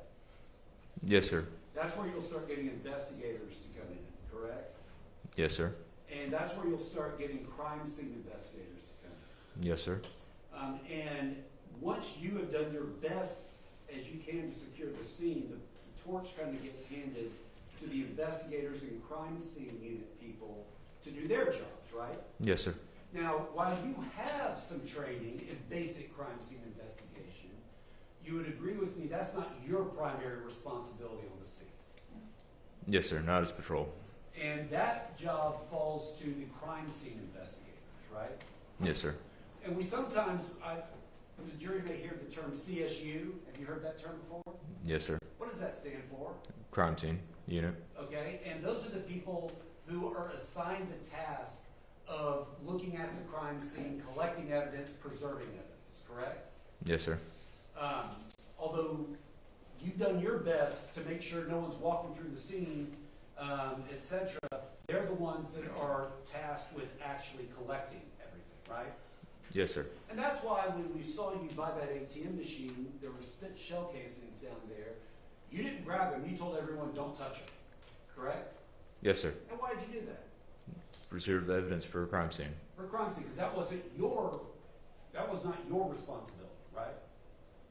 My responsibility is to preserve the scene. Okay, so let's shift gears for a second. Actually, let's scratch that. Let's talk a little more about the scene. So when you arrived, we saw on the body camera footage, there's lights, there's sirens, there's the Houston Fire Department's there, correct? Yes, sir. Paramedics are there, correct? Yes, sir. There's Armando and his family are there when you arrived, correct? Yes, sir. There's also just other people that are that think they saw various things and they're trying to tell you what happened, right? Yes, sir. Now, as this is going on, you know, at this stage, y'all haven't yet done that thing where you get that yellow crime scene tape and go all around to make sure no one goes anywhere yet, right? Right. Yes, sir. And during that time, before you arrive, before that tape gets put up, the scene itself is not completely secure. Is that correct? Yes, sir. And I'm not quibbling with you on that. You're doing everything you can, but that just hasn't been done yet, right? Right. Yes, sir. Now, at that point, we've also got paramedics going all over the place. We've got other officers that are showing up, witnesses showing up. So until that tape is put around, the crime scene itself is not completely secure, correct? Not completely. And you have no idea what could have happened to any evidence before you arrived, obviously, right? Yes, sir. Or if something got stuck to a shoe or kicked. And I'm not even suggesting done intentionally, I'm just saying accidentally. Those things can happen, right? Yes, sir. And that's why you put that little tape around to tell everyone, hey, y'all don't enter this area, correct? Yes, sir. But even when you're putting that tape around, you're operating with the information that you know at that point, right? Yes, sir. And you're operating with the limited information that you're rapidly gathering about what might constitute a crime scene, right? Yes, sir. If you have people that are shooting at, let me ask you a hypothetical question. If you have people who are shooting at each other, the crime scene could actually be a much larger area than what you initially surmise. Is that fair? Yes, sir. But again, you're doing everything you can to get everything secured before the investigators and homicide, and CSU crime scene investigators, right? Yes, sir. Now, a scene like this, would it be fair for me to characterize it as a bit chaotic? Yes, sir. So you show up, you call. Was it major assaults? Yeah, more units. Then once the scene calmed down a little bit, we were able to get her medical treatment. It was major assaults. Okay. And then at some point, you or someone else also called robbery, correct? Yes, sir. Then there's some point in some of the going on back and forth with the officers, where other officers are speaking to you, and y'all are just trying to figure out who's doing what, right? Yes, sir. And that's just the nature of the beast of a situation like this, correct? Yes, sir. Then, as far as at some point, homicide gets a call when it sounds like the girl may not make it. Is that correct? Yes, sir. And then robbery also gets a call, correct? Yes, sir. And in fact, in this case, you had two different divisions that were both investigating, correct? Yes, sir. You had people investigating for the robbery, right? Yes, sir. And you had people investigating for the homicide. Yes. Right?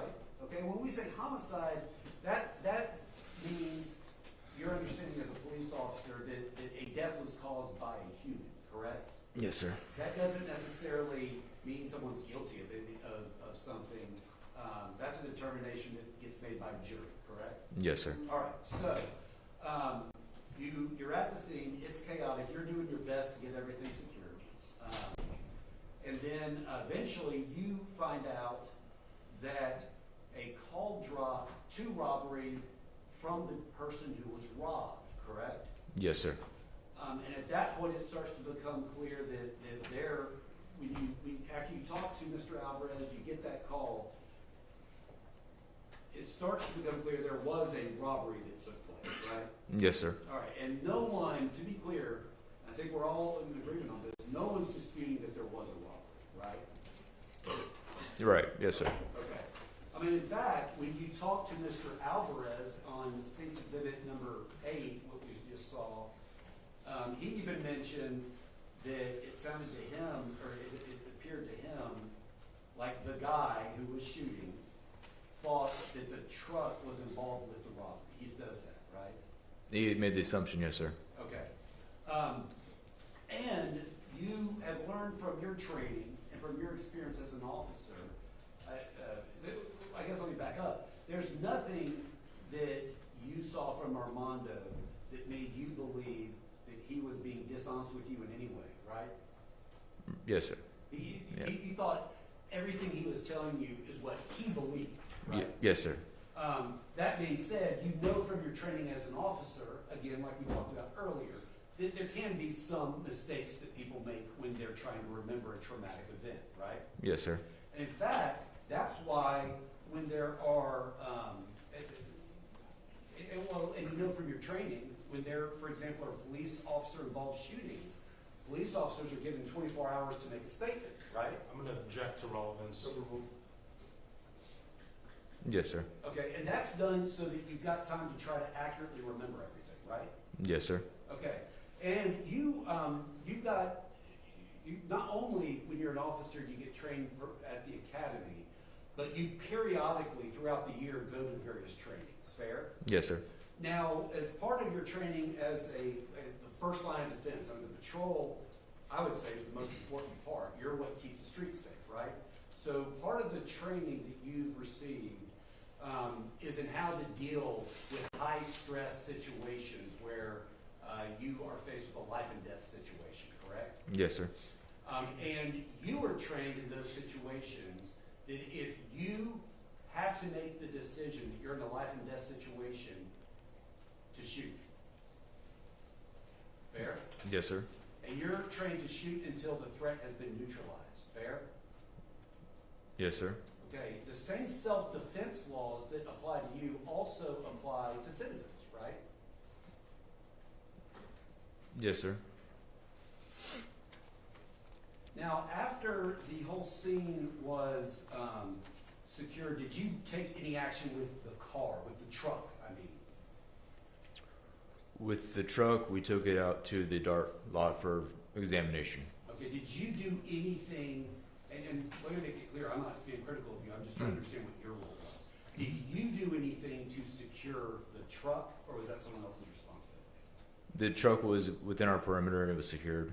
Okay, do you know who all was going in and out of the truck? Nobody went in and out of the truck. Okay, was someone assigned to just keep an eye on it? We were right there in front of it. We watched the truck the whole time. You didn't see anyone going in or out of the truck? No, sir, I didn't. Okay. And then, did you have any contact with Tony Earls? With who? Tony Earls? No, I didn't have any contact with him, no. Okay. So, you never got any statement from him to hear anything from him about what happened, right? No, sir. All right. That wasn't your role. That was your responsibility, right? I was managing the scene for the shooting. And you did not, other than what we talked about of making the initial assessments with the witnesses there, you did not do any further actual investigation. That was where the torch got passed to either robbery, homicide, or the crime scene investigators, right? Yes, sir. May I have just one moment, Judge?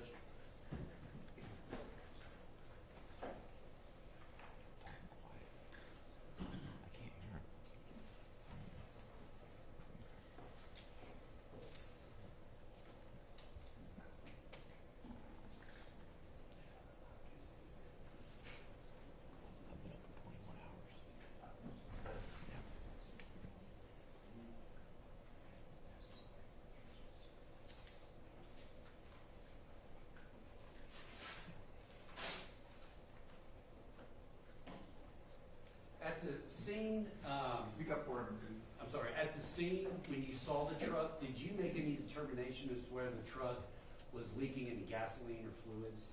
Yes, sir. We examined the truck from the outside, and we saw the bullet holes. How many holes did you observe? I remember seeing at least 2. Where? They were going to be in the passenger side window, Where's the other one? and then it was going to be in the bed of the truck, like where the bed, side of the bed of the truck is at. Okay. And then, Mr. Alvarez never mentioned to you that he was being shot at after he got out of the truck, correct? No, sir. Okay. Pass witness. Stay. Officer Officer Stevens, you've mentioned the county that this address was located in. What state was it located in? Texas. Harris County, Harris, Texas? yeah, Harris County, Texas, excuse me. Let me ask you this, because we're asking hypotheticals about what is lawful and where you can shoot and when you can shoot someone. Are you, as an officer, unlike civilians, permitted to shoot at someone in the back as they're fleeing the scene with property? No, sir.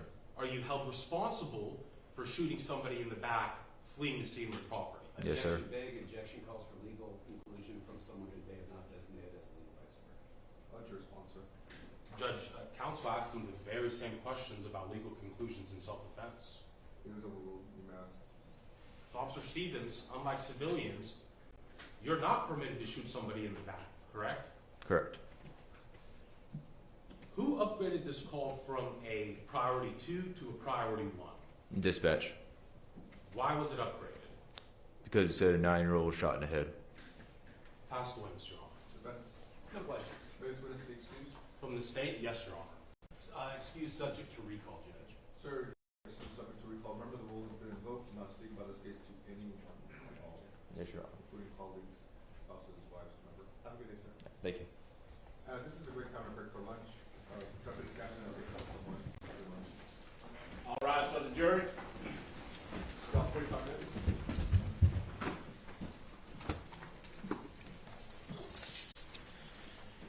This has been a long-awaited trial, 3 years in the making, and it's currently underway. Right now, they are in recess, but here's some information that we know so far. That trial, it started earlier this morning, and before the trial started, the mom and dad of that victim, they were served a subpoena to testify, and they were not allowed to sit in that courtroom. Now, as the trial progressed, it began with opening statements from the prosecution and attorneys detailing the events that took place Valentine's Day of 2022. Now, Earls could be seen putting his head down, super emotional during the trial. He cried a bit, and his attorneys, they tried to represent him during this trial. During their opening statements, they argued that there was not enough done in the investigation to determine if the robbers had shot back, and Earls' case had a lot of evidence that was missing. The legal team says that he called 911 when he believed that he was being followed and provided police with a statement as well. The attorney says the prosecution will provide evidence that will show that there is no real evidence in the stills from the computer-generated information that the prosecutors are going to present. They said there is real evidence in the videos around the places that the robbery took place, and these include the robbery at the ATM, surveillance from across the street, and he says that Earls even admitted to shooting into the truck, and the evidence should prove that his intentions were to shoot at a robber. There were a lot of objections made during the trial, and Earls could be seen looking around the room and also crying at some moments, breaking down. Right now, the case is in recess, and they have called up a police officer. His name is Christopher Stevens, and he's with the HPD. He says that during the time that he arrived on the scene, the call slip said there was a 9-year-old that was shot in the head. And when he arrived, paramedics were on the scene as well as the victim's parents. The victim's parents did offer a statement to him, and that was also shown on body camera footage. They have since went to recess, and they will return. Be sure to continue to watch the trial on Fox Local.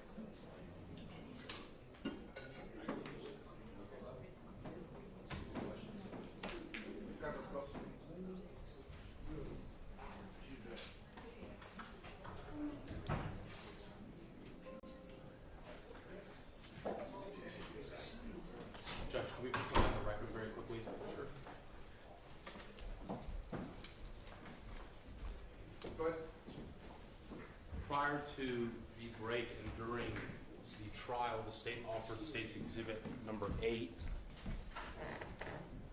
the body-worn camera of Officer Stevens, in compliance with the court's order regarding redaction of State's Exhibit number 8, the body-worn camera of Officer Stevens. The state has complied with the redactions and now is offering State's Exhibit number 8A to reflect the redactions that the court requested the parties to.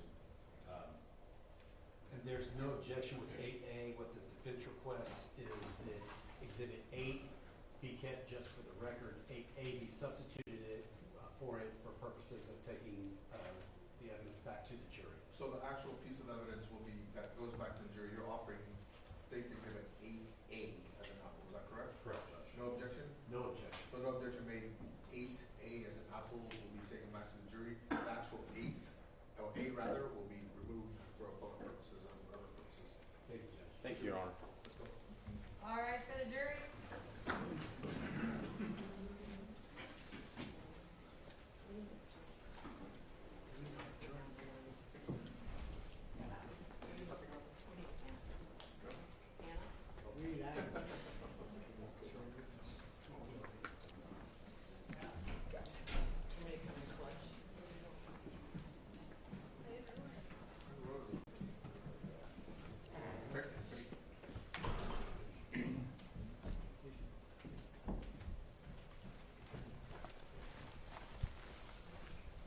You may be seated.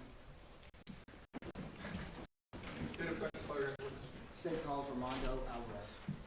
I'll say again. Armando Alvarez. And witness from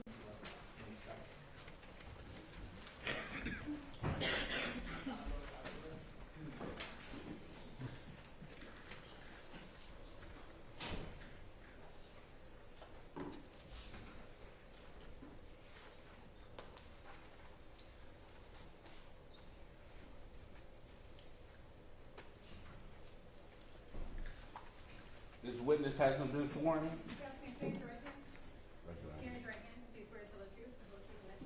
Yes, I do. Just step up there, just Mike, you need to.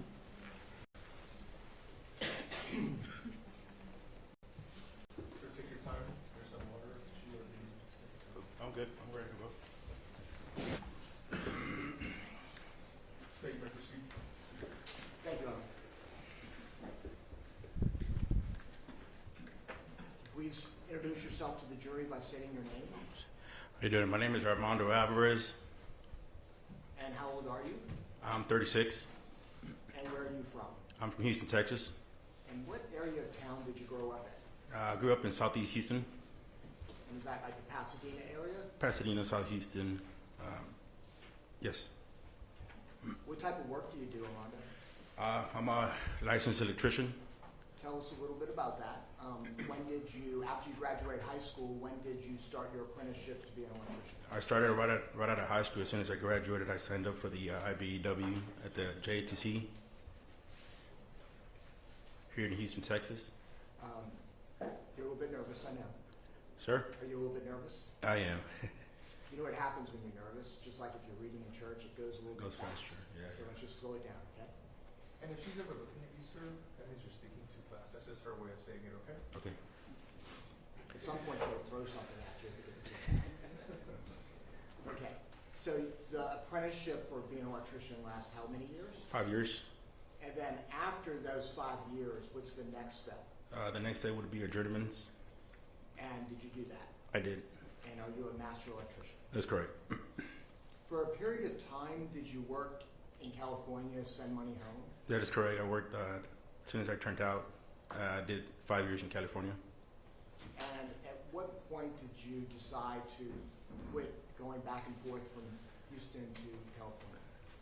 It was close to a year before I lost Arlene. So she was about 8 when you came back? That is correct. And what was your reasoning for coming back to Houston? I just felt that I was losing a lot of time from her and my other son. And at that point, did you begin a partnership with another person and have your own electrician business? That is correct. And what is that business called? 480 Electric. And are you married? I am. And how long have you and Wendy Alvarez been together? 15 years. And can you tell us the ages and the names of your children? At the moment, Back in February of 2022. Arlene was 9 years old. Armando Alvarez Jr. was 7 years old. And then we had my son, which was 3 months old at the time. And today, how many children do you have? We have 4. And so, who is the new addition to the family after this incident? It was Arlette. We named her after Arlene. And how old is she now? She is 2 years old. So Armando, I want to switch gears a little bit and talk about February 14, 2022. Did you work that day? I did. And what time did you finish your first job? I finished right at noon.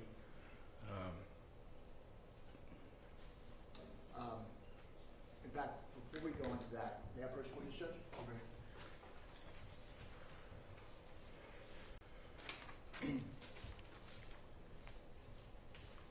I'll show you this marked as State's Exhibit number 9 and 10. Do you recognize these? Yes, I do. Do they fairly and accurately depict both Arlene as well as your family? That's correct.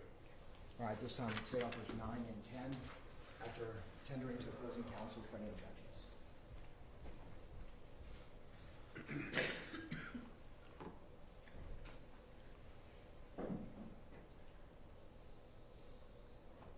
No objection, Your Honor. With no objection made, the state's exhibits 9 and 10 will be admitted to evidence made public, sir.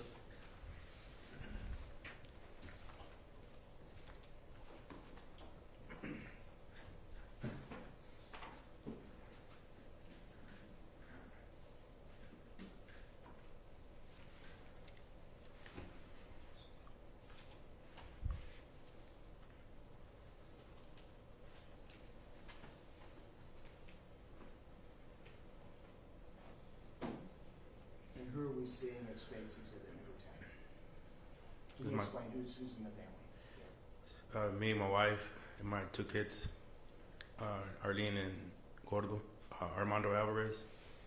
You call him what? We call him Gordo. I'm a big guy. Yes, he was kind of chubby, and Arlene couldn't say Gordo, so we started calling him Gordo. Were they very close? Very close. I'll show you State's Exhibit number 9. And who's that picture? It's Arlene's picture of that morning before her life was taken away. What is in her hands? It was a gift for her teacher.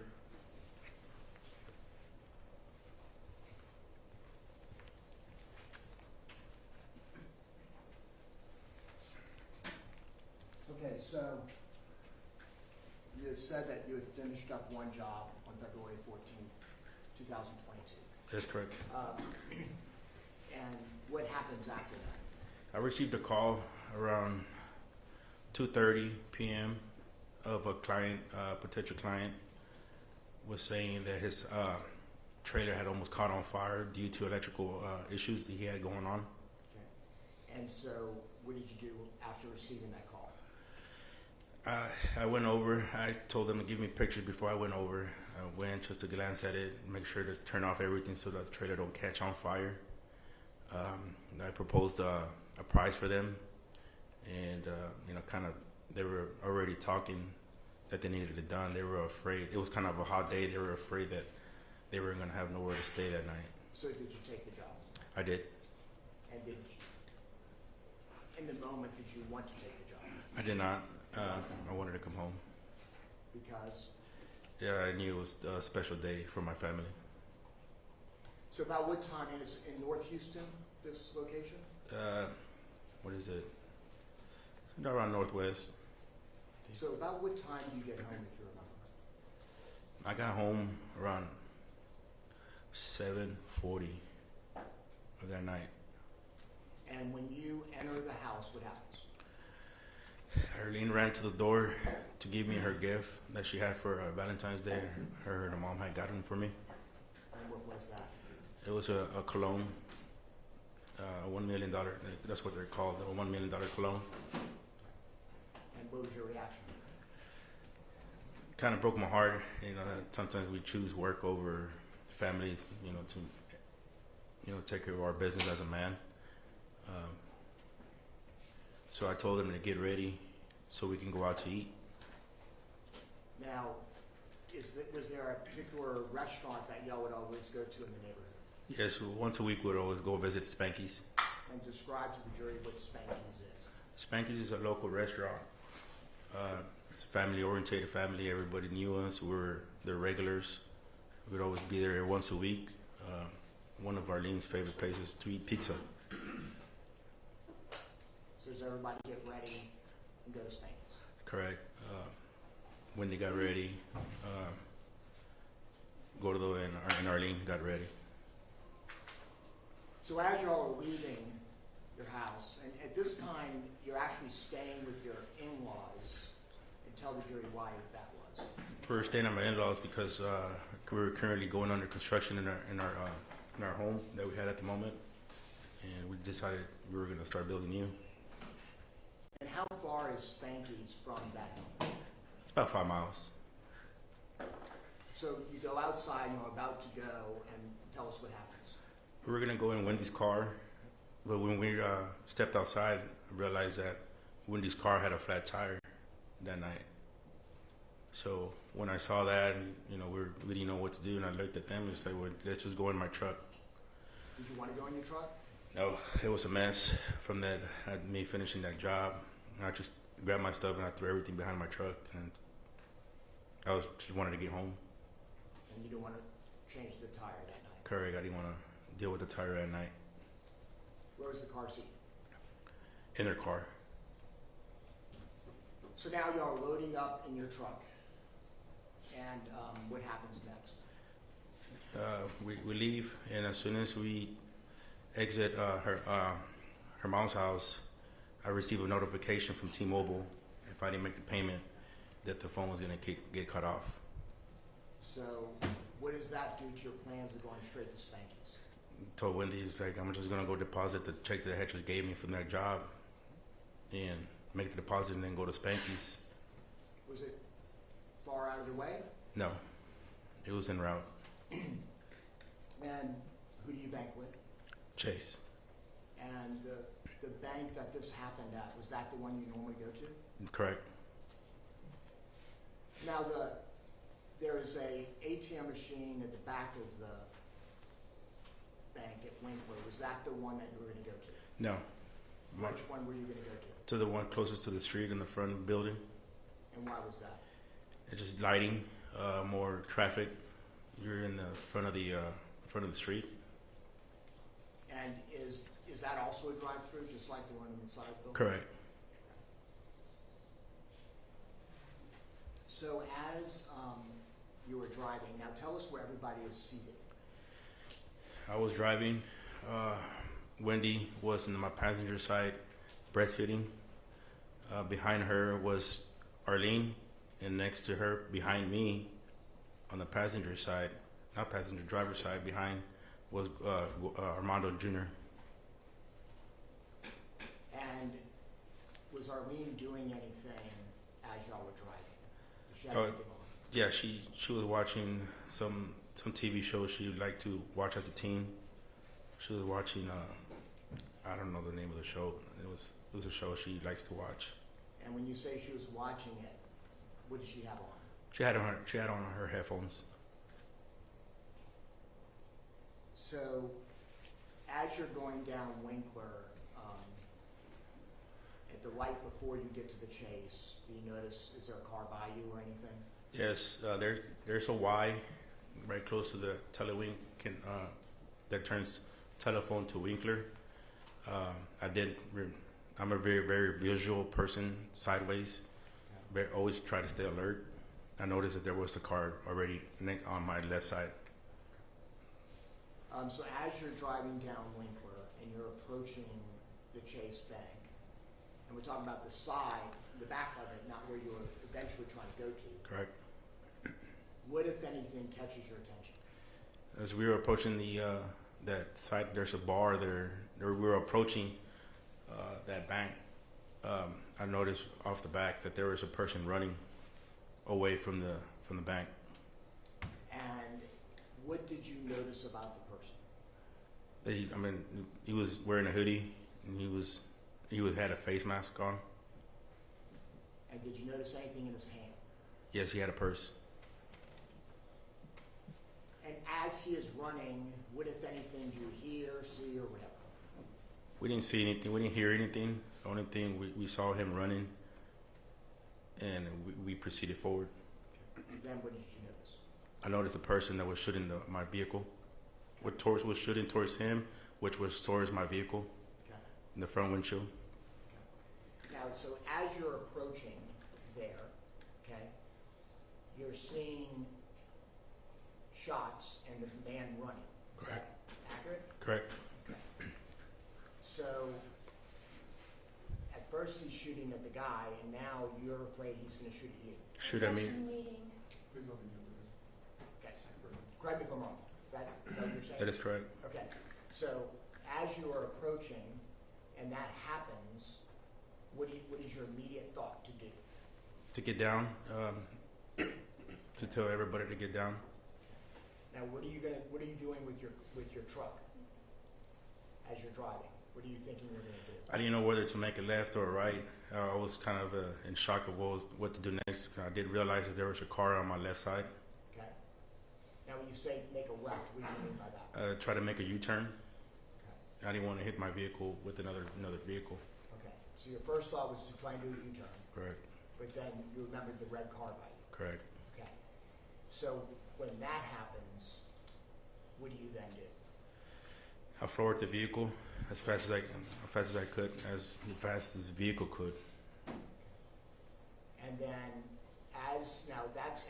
you've already yelled what to everybody? I had told already at that moment, as soon as I was gonna floor it, I already had told everybody to get down.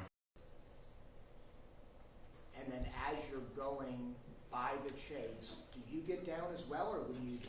I don't, no, me and Wendy stayed up, for some reason we didn't look down, but we were just looking at towards the person shooting my vehicle. And could you tell, I'm not going to ask you a specific number, could you tell how many, did it seem like he was shooting just once or many times? Many times.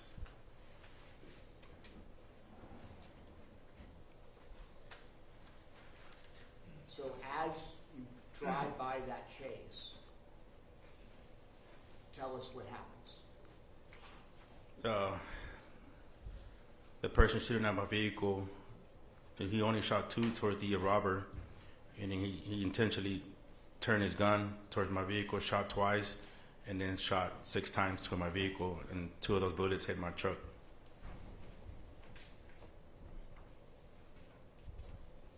And you know where the bullets hit your truck? Yes. Can you tell us where the 2 spots were? One of them was in my the diesel tank on the vehicle, and then the other one was obviously Arlene's death.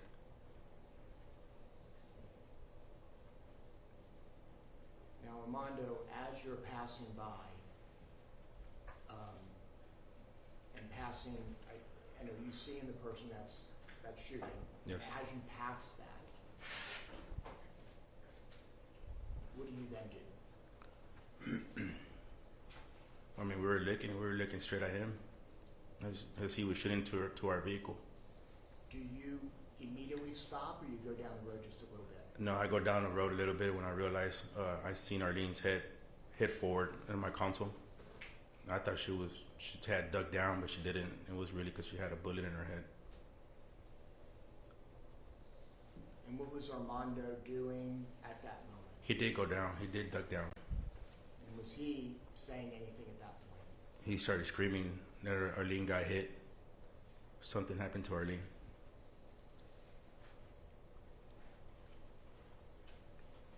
So do you stop your vehicle basically in the front of the chase there on Winkler? If I recall, I ended up stopping towards the other entrance that gives you the access to the front of the building. But you're still on Winkler at that Correct. point. And then what do you do? I get off the vehicle because I realized Arlene went forward too hard. Like I just panicked, and then I got off the vehicle and I ran around my vehicle to get her attention to make sure she was okay. Now, when you say you ran around your vehicle, did you run from the front or the back? To the back. To her driver's side door? I mean, her door on the... Correct, to her door, passenger door. And you opened the door? I opened the door and she was down and I seen blood. And so when that happens, what do you do? I panicked and I still seen that black vehicle, black four-door sedan was barely pulling out.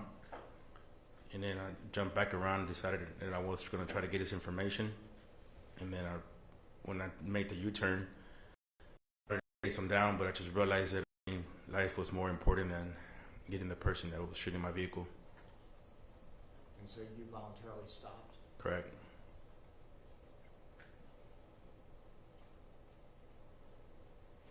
And when you stopped, what did you then do? I got down and I panicked again and I went around the vehicle for the second time. And I started shouting for Wendy to call 911. Early had gotten hit. And then what happens next? I got her out the vehicle. I was trying to get her out the vehicle and try to render aid to her as much as I can. Or Wendy was screaming at me for me to give her CPR. And I just couldn't. Why not? No, I'm not really trained for that. So did you take her out of the vehicle? Correct. Pulled her out, carried her up. I was trying to get her to wake up because her eyes was already closed. Was she still breathing? She was breathing heavily. And what, if anything, happened as you were taking her out? When I'm taking her out, I carried her in my arms like a baby. And she was breathing very, very hard, and I just felt her get wet, her wet pants that night. She urinated herself? She urinated herself.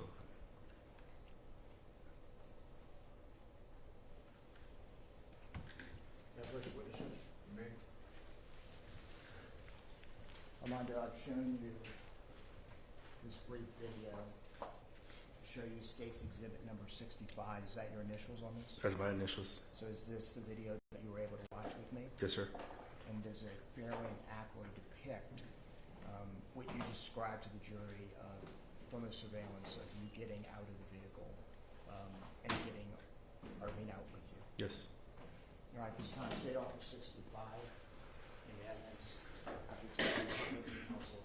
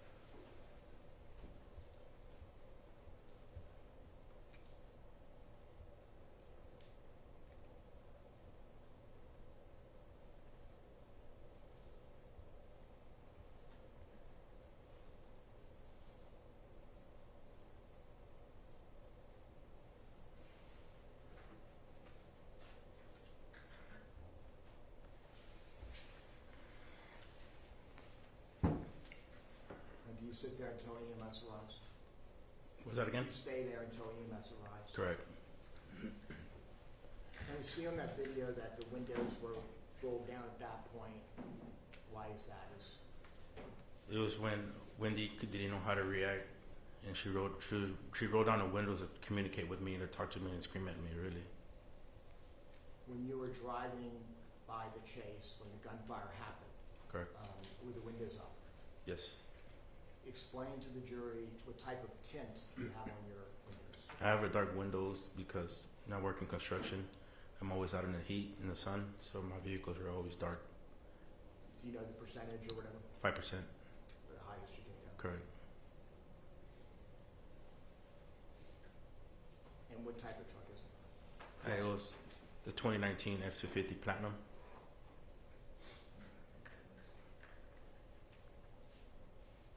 So then, HFD arrives, and as well as the police, right? Correct.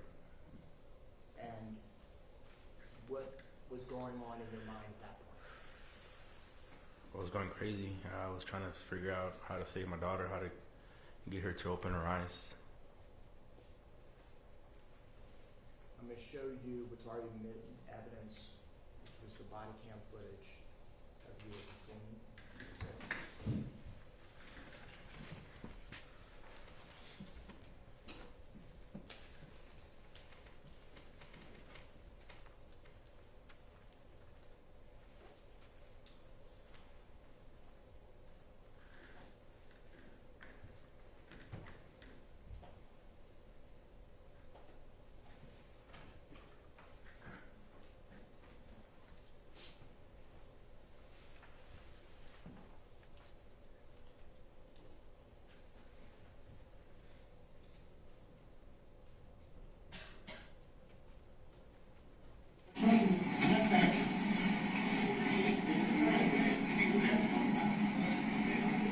Well, they were just driving by. They shot the gun at the person getting robbed. Arlene, go with them. You have to go. Somebody over there. You have to go with Arlene. Go this truck. Come on. That's the dad. That's the dad. That's mom. Mom's going with him.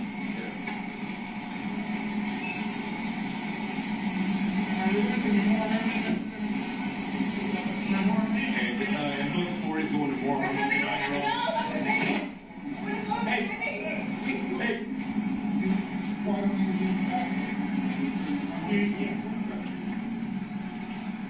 No, it's just the attack out here right now. I need someone to go to that location. More from an ambulance 40.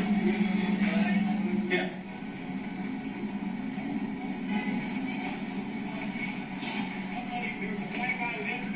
And I guess he brought the guy in the car, and he says randomly started shooting. I was going that way. I went this way, turned around. I was going that way.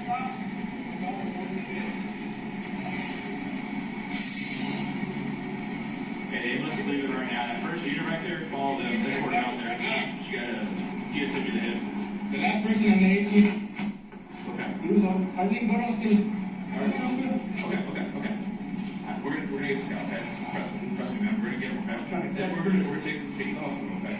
So let's get this going first, okay? This is your truck. What happened? my truck. What happened? I was going this way. Yeah. Somebody, I just seen a black guy running, Uh-huh. and the guy in that car had 18 started shooting randomly. I guess he was trying to shoot at that guy. Okay. He just randomly shot towards my truck. Boom. Yeah. Shot twice. Yeah. And it hit right here in the fucking head. Where's that car over there that was shooting at? That was the other kid right there. Huh? My car was right there. The guy was Okay. here. It was all my stuff. Like I turned around, I turned to my quick. Okay. All that was in my truck. Okay. That should happen right now. The guy was sitting right here. Okay.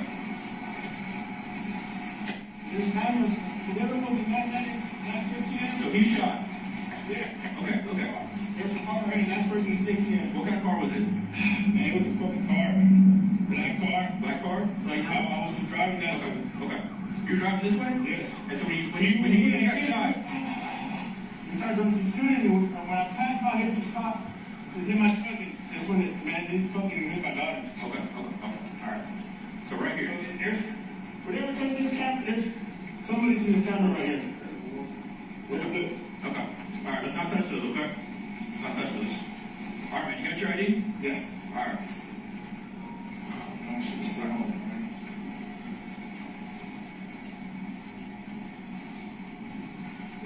Let's go to tag one real quick.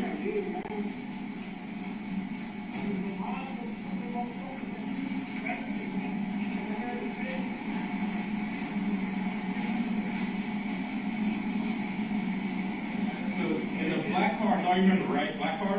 Yes, I remember that car. Well, You remember, hey, you remember the way he went? You remember the way he, like, did he go that way or this way? he turned this way like this. He took off that way? Yes, my car. He was gone. Okay. All right. Okay.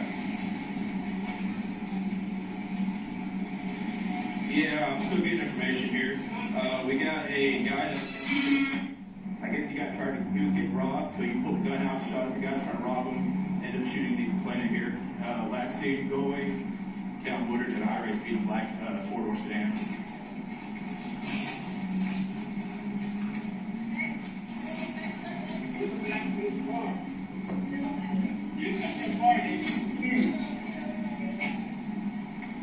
Just need one more unit out here. We got some shell casings over at the bank. We can probably get a good idea on this guy.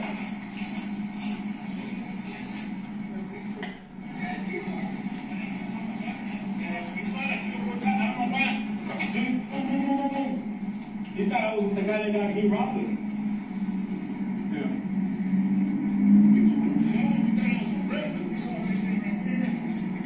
Okay, I'll leave this guy right here. Let's start going off where it's all together over here. Start blocking this road off.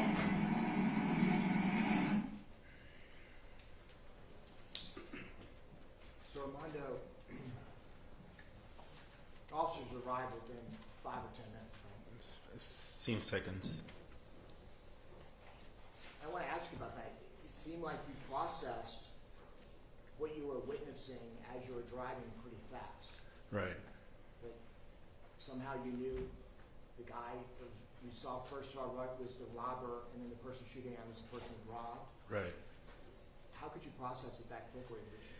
It's just knowledge. Just common sense, I guess. I don't know. I just went into put two and two together, you know. Bank, guy running with a hoodie, someone shooting at him. Correct. When you watch that, how do you feel about your demeanor? How do you feel about it? About what? How do you feel about your demeanor? How do you think you handled yourself there? I actually thought I was being more rude to the cops because I kind of went blank that whole night after that. You weren't. You weren't rude. That's right. Now you said something on there where you said, I don't know why he thought I was the one who robbed him. Right. How'd you think that? Again, you're processing fast. Why'd you think that? Correct. 'Cause I mean, I see the guy running, and we just accidentally crossed paths from his side and my side.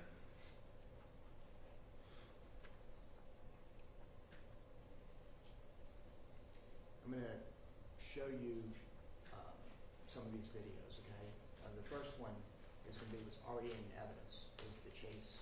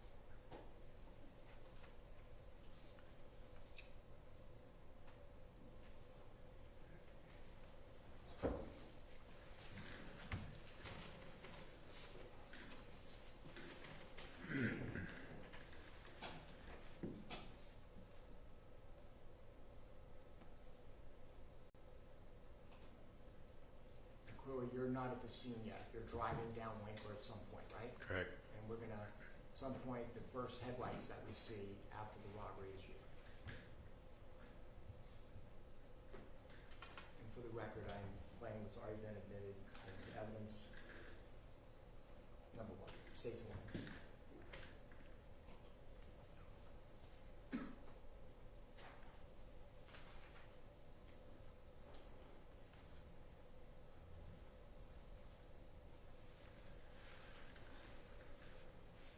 Now these headlights that are coming down the street, is that you? Yes.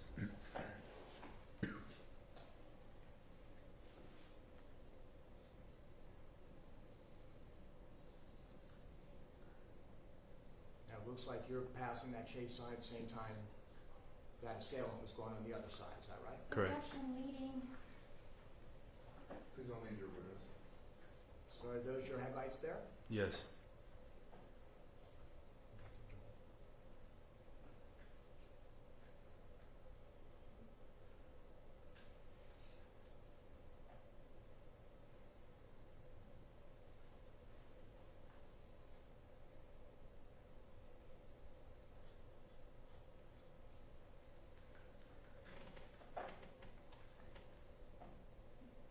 Now at this point, is this around the time you would have stopped or no? Yes.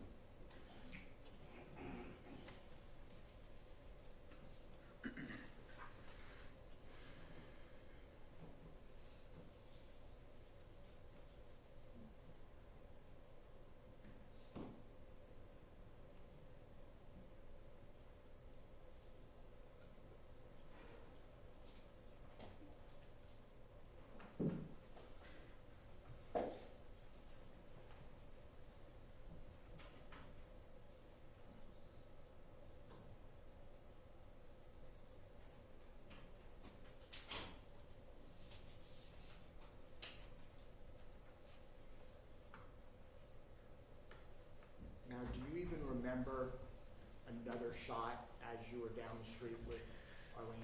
At the moment, no.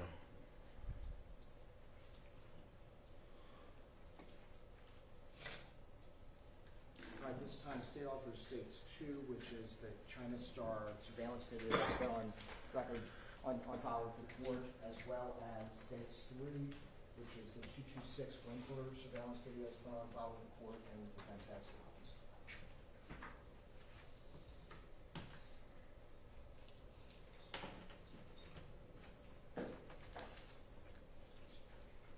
No objection, Your Honor. With no objection, state number 2 and 3 will be admitted and recently published. Thank you, Your Honor. Yeah.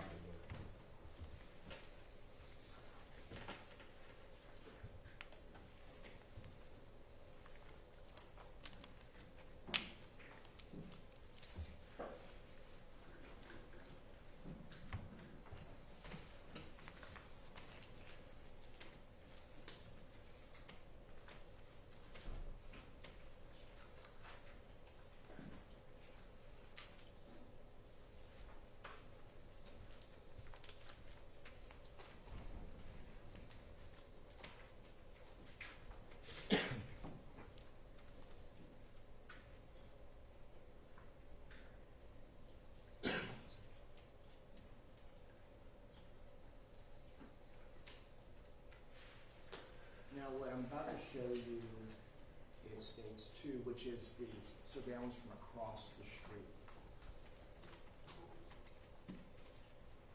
Now, Armando, at the top of the screen there, across the street, what would that be? The bar? Okay. The chase in the bar. The fence line between the Chase Bank and that, there's a, I believe it's a bar. So bar on one side of the fence, and then that's the entrance to that side Chase ATM Correct. that you see there? Okay.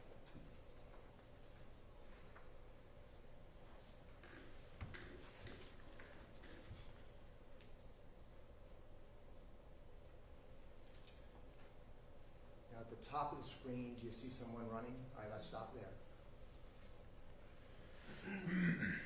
Whose truck is that that's approaching that There's my truck.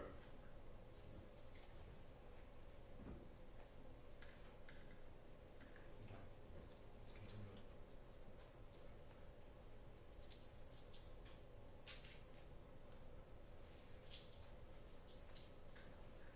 And we see the vehicle that was behind you. Is that the one you're referring to? Yes. What did we also see a figure run past your truck? Who was that? The robber.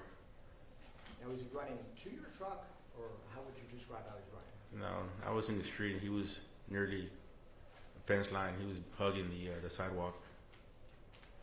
And did you notice him as he Yes. ran by you? Yes. And then at some point when you're approaching that chase sign, that's when you noticed what? The person was already shooting my vehicle, towards my vehicle.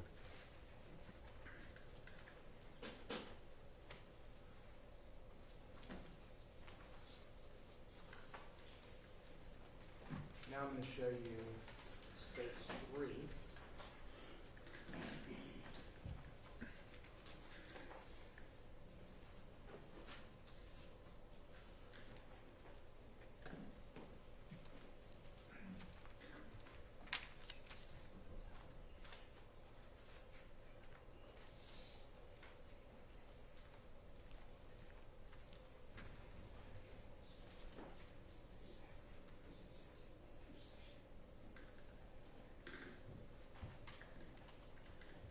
And this is that surveillance from the side, kind of by where the bar is. That is correct.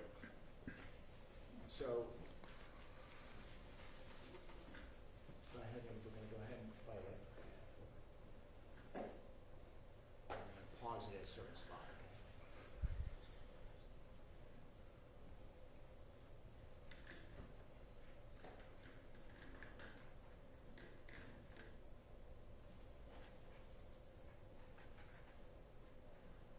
All right. Couple of things I want to ask you. Did you notice how you kind of moved your car a little bit to the right? Right. Were you planning on going into the chase there? No, Why were you turning a little bit to the right?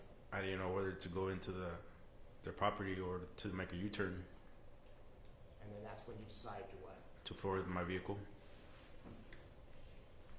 And then you see someone there lifting up his arm.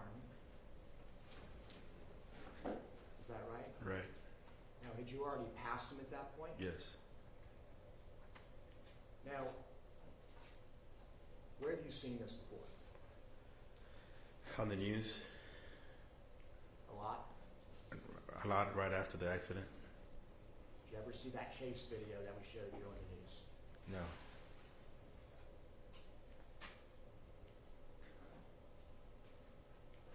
So did you even see him lift up his arm like this? I know. I never did. How would you describe what you remember that robbery person doing as he was running and past your truck? Just running. He was just running.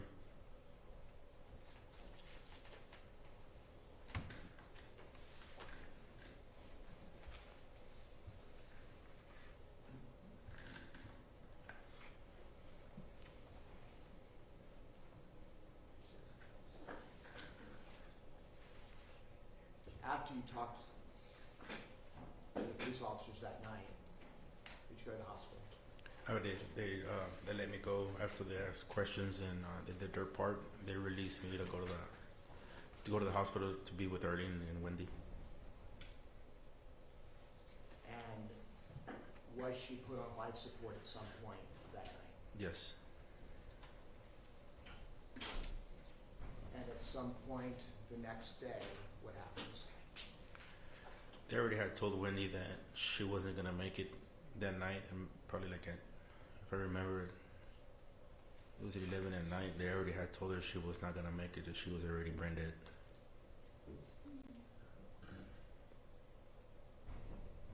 And after that is when they brought you to the hospital so you could be with her? All right. And did they end life support the next day? Yeah, they gave us our time to decide when to pull the plug, and we were hoping for her to stay awake. When we approached,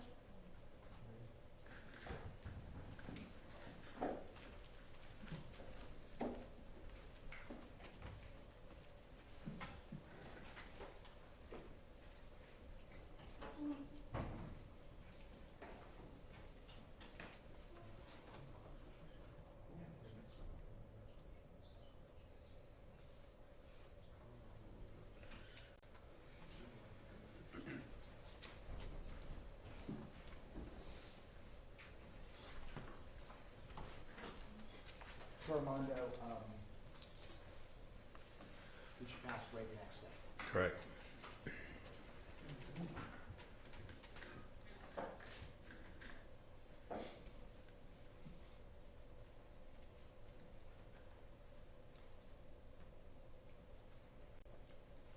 After some time had passed, on April 23rd, 2024, did you previously testify and say, describing the incident, that they were shooting at each other? Correct. And I'm just going to ask you, is that what you remember? No, it was just something that we saw. I guess we kept seeing it on the news. We keep seeing the person raise his hand, and then once he jumped the fence, we see him raise his hand again. But you did say it. I did.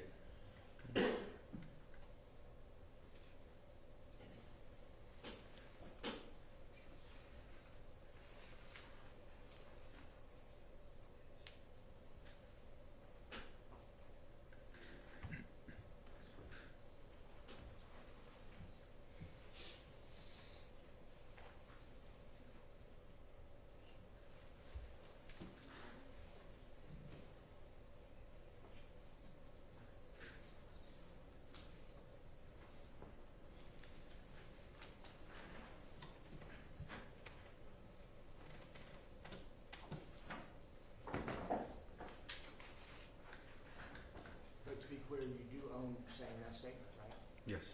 It's going to be up to the jury, and you understand that. Correct. Matt Rocha? Okay.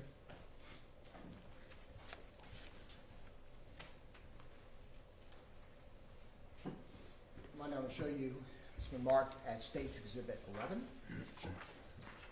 12, 13, 14. You recognize these? Yes, I do. Now, did they fairly and accurately depict your truck and the contents of your truck as they were on February 14, 2022? Yes. All right, State Officers 11 through 14, after tendering to opposing counsel for any objections.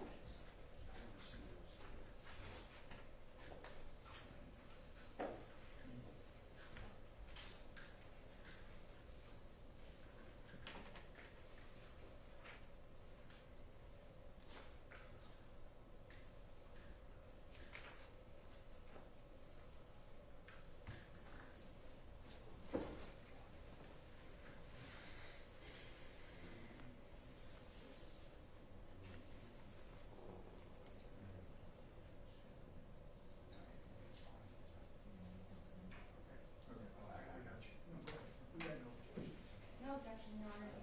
With no objections made, states 11 through 14 will be admitted to evidence. That was 11 through 14, is that correct, Mr. Jordan? I'm sorry? 11 through 14? Yes, sir. It will be admitted to evidence. May publish, sir. Show you State's Exhibit number 11. And it's just your truck. Yes. Armando, are you a gun guy? I am a gun guy. Do you have your license to carry? I do. And why do you have your license to carry? To protect myself.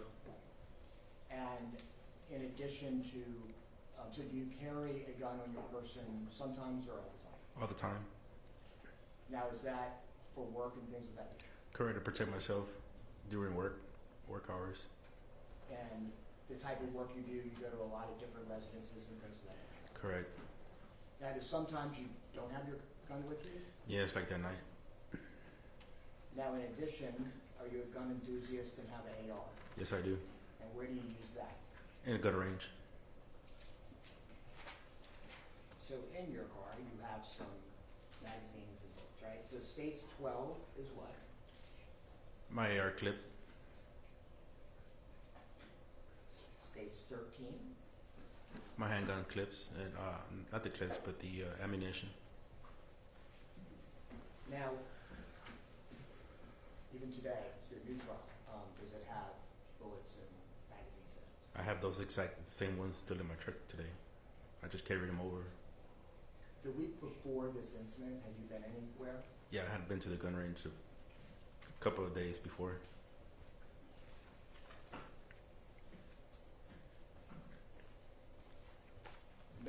You did not have your gun with you then? I did not.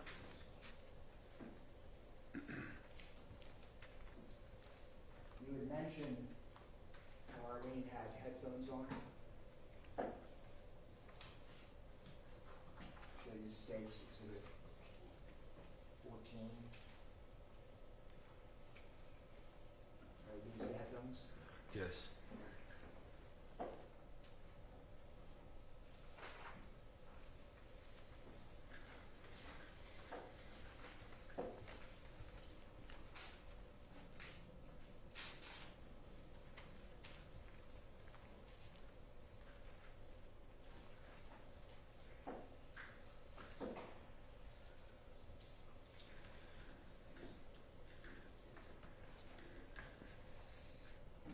Armando, you see the man, Tony Earls, that you saw that evening shooting at your truck. Yes, I do. Could you point to him and describe what he is wearing in court today? He's wearing a white shirt with a blue tie. Your Honor, may the record reflect this identify the defendant of the court. So we reflect witnesses identified as defendant, Mr. Earls. You may continue. And I'll pass witness. Defense. Your Honor, may we have a second?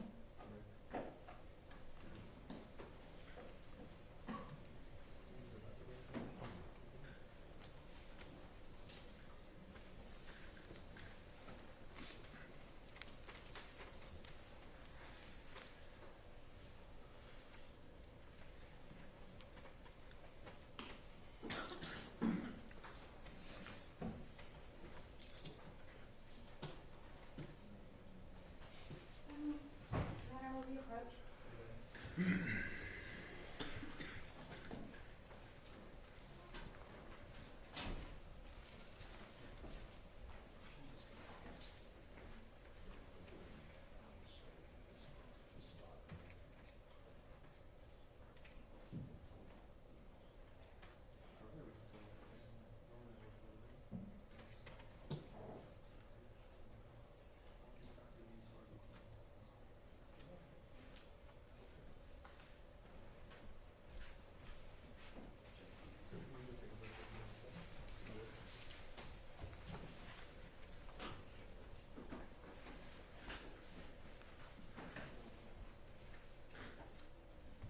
Hey, Mr. Alvarez. Let's talk about Valentine's Day. I know it's a really difficult subject. Can you speak up? I said, I know it's a really difficult subject to talk about Valentine's Day in 2022. It was late, right? Right. It was really dark.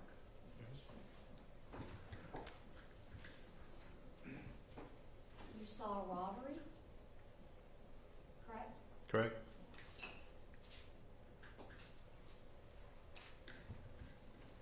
You were going to make a deposit at the ATM? That is correct.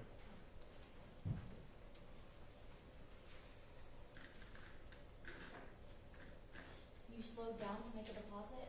No, you don't slow down for that reason. You slow down because you saw something going on in the bank. Okay. So you slowed down because you saw something going on? Correct. And on December 4th, 2023,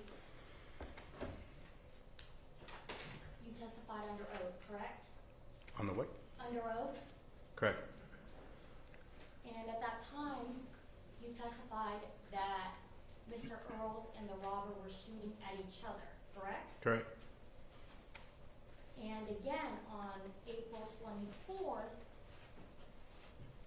or April 23rd, 2024, you again were under oath, correct? Correct. And you again testified that Tony and the robber were shooting at each other. Right. And after testifying twice under oath that they were shooting at each other, you're now saying that they weren't shooting at each other. You're easily influenced with what you see on social media, on the news. Okay. I've never seen the other video at the end when he shoots again. Okay. So after meeting with the prosecutor, you're now saying that they weren't shooting at each other, correct? Correct.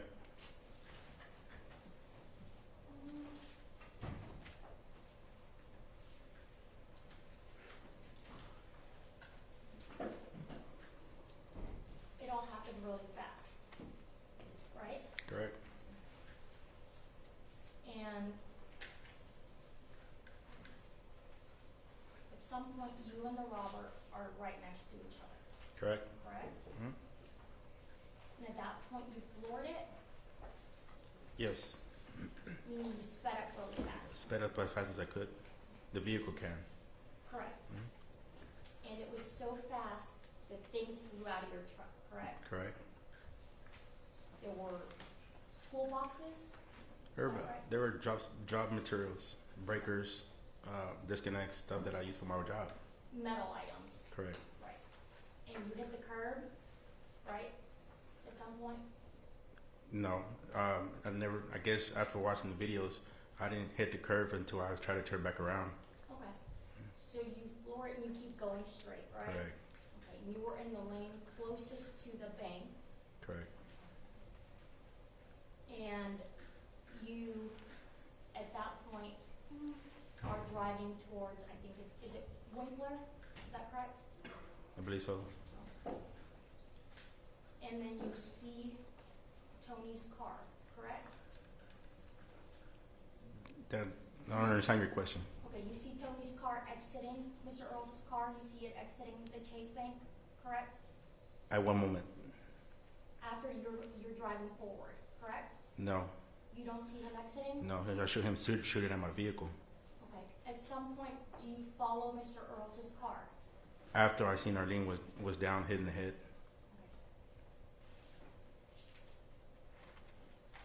Let's go back to the December 4th, 2023 statement, okay? Do you remember indicating that you were chasing Mr. Earls? No. You don't remember stating that? No. Okay, and again, in April of 2024, you don't remember stating that you were chasing Mr. Earls? I was never chasing him. I was going to get his information. It's not a chase. It's not an initial chase. Okay, so you were chasing him to get his information? Right. And then you make a U-turn? No. I stopped, got Arlene out the vehicle, looked at her, ran again to my driver's side, backed up, hit my curve. That's when he shoots twice again that I was not aware of, and then tried to go towards him, but he already had sped off. Okay, so you chased him down. It's not a chase down.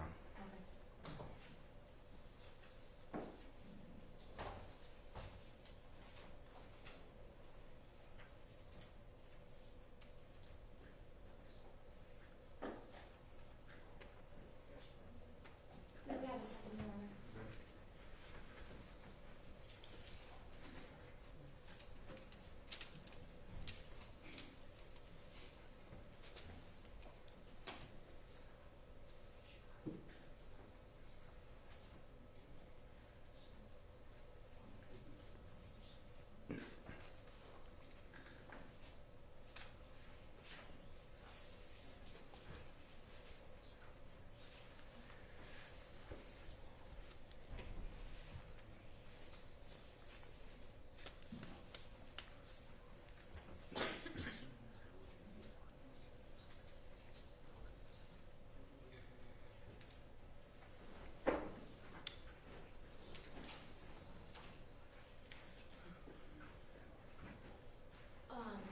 Let's go back to when Officer Stevens arrived and you were giving him your statement.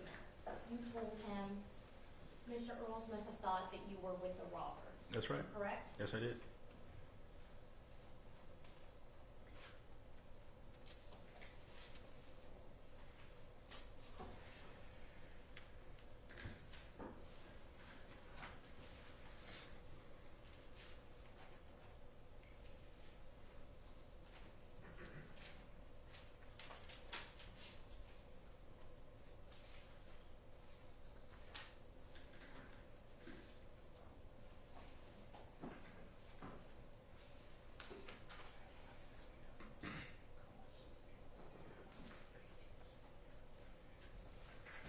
You indicated your windows were up, correct? Yeah.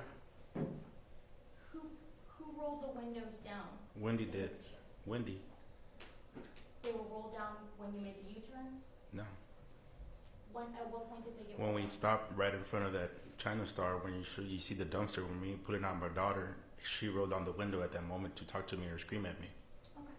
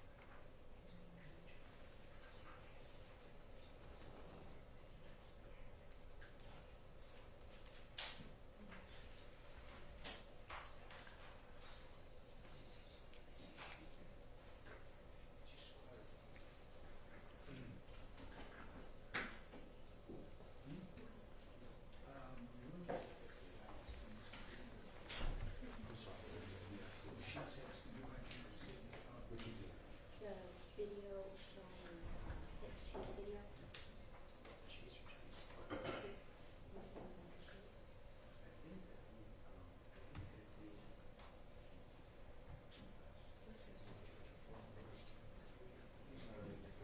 Which video would you like?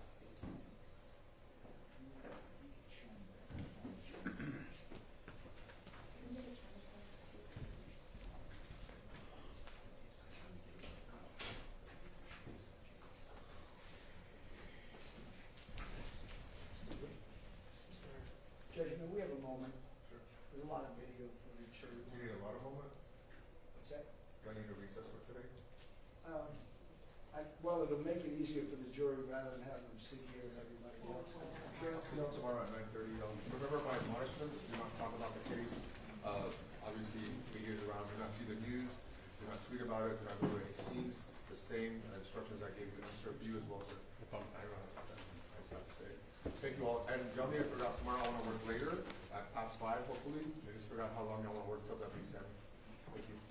All right, for the jury.